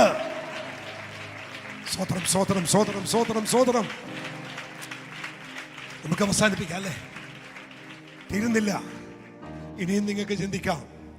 ഇനിയും വടിയുടെ ചരിത്രം, അതിൽ വെളിപ്പെട്ട നന്മകളും ഒരുപാട് പറയാം. ആ ക്രൂസാണ് നമ്മുടെ അനുഗ്രഹം. യാക്കോബിന് വാഗ്ദത്തം കൈമാറിയത് ആ വടിയിലൂടെയാണെങ്കിൽ എനിക്കും നിങ്ങൾക്കും വാഗ്ദത്തം കൈമാറി കിട്ടിയത് ആ മരക്കുരിശിൽ നിന്നാണ്. ഒരു നിമിഷം നമ്മുടെ കണ്ണടയ്ക്കാം, നമുക്കൊന്ന് പ്രാർത്ഥിക്കാം.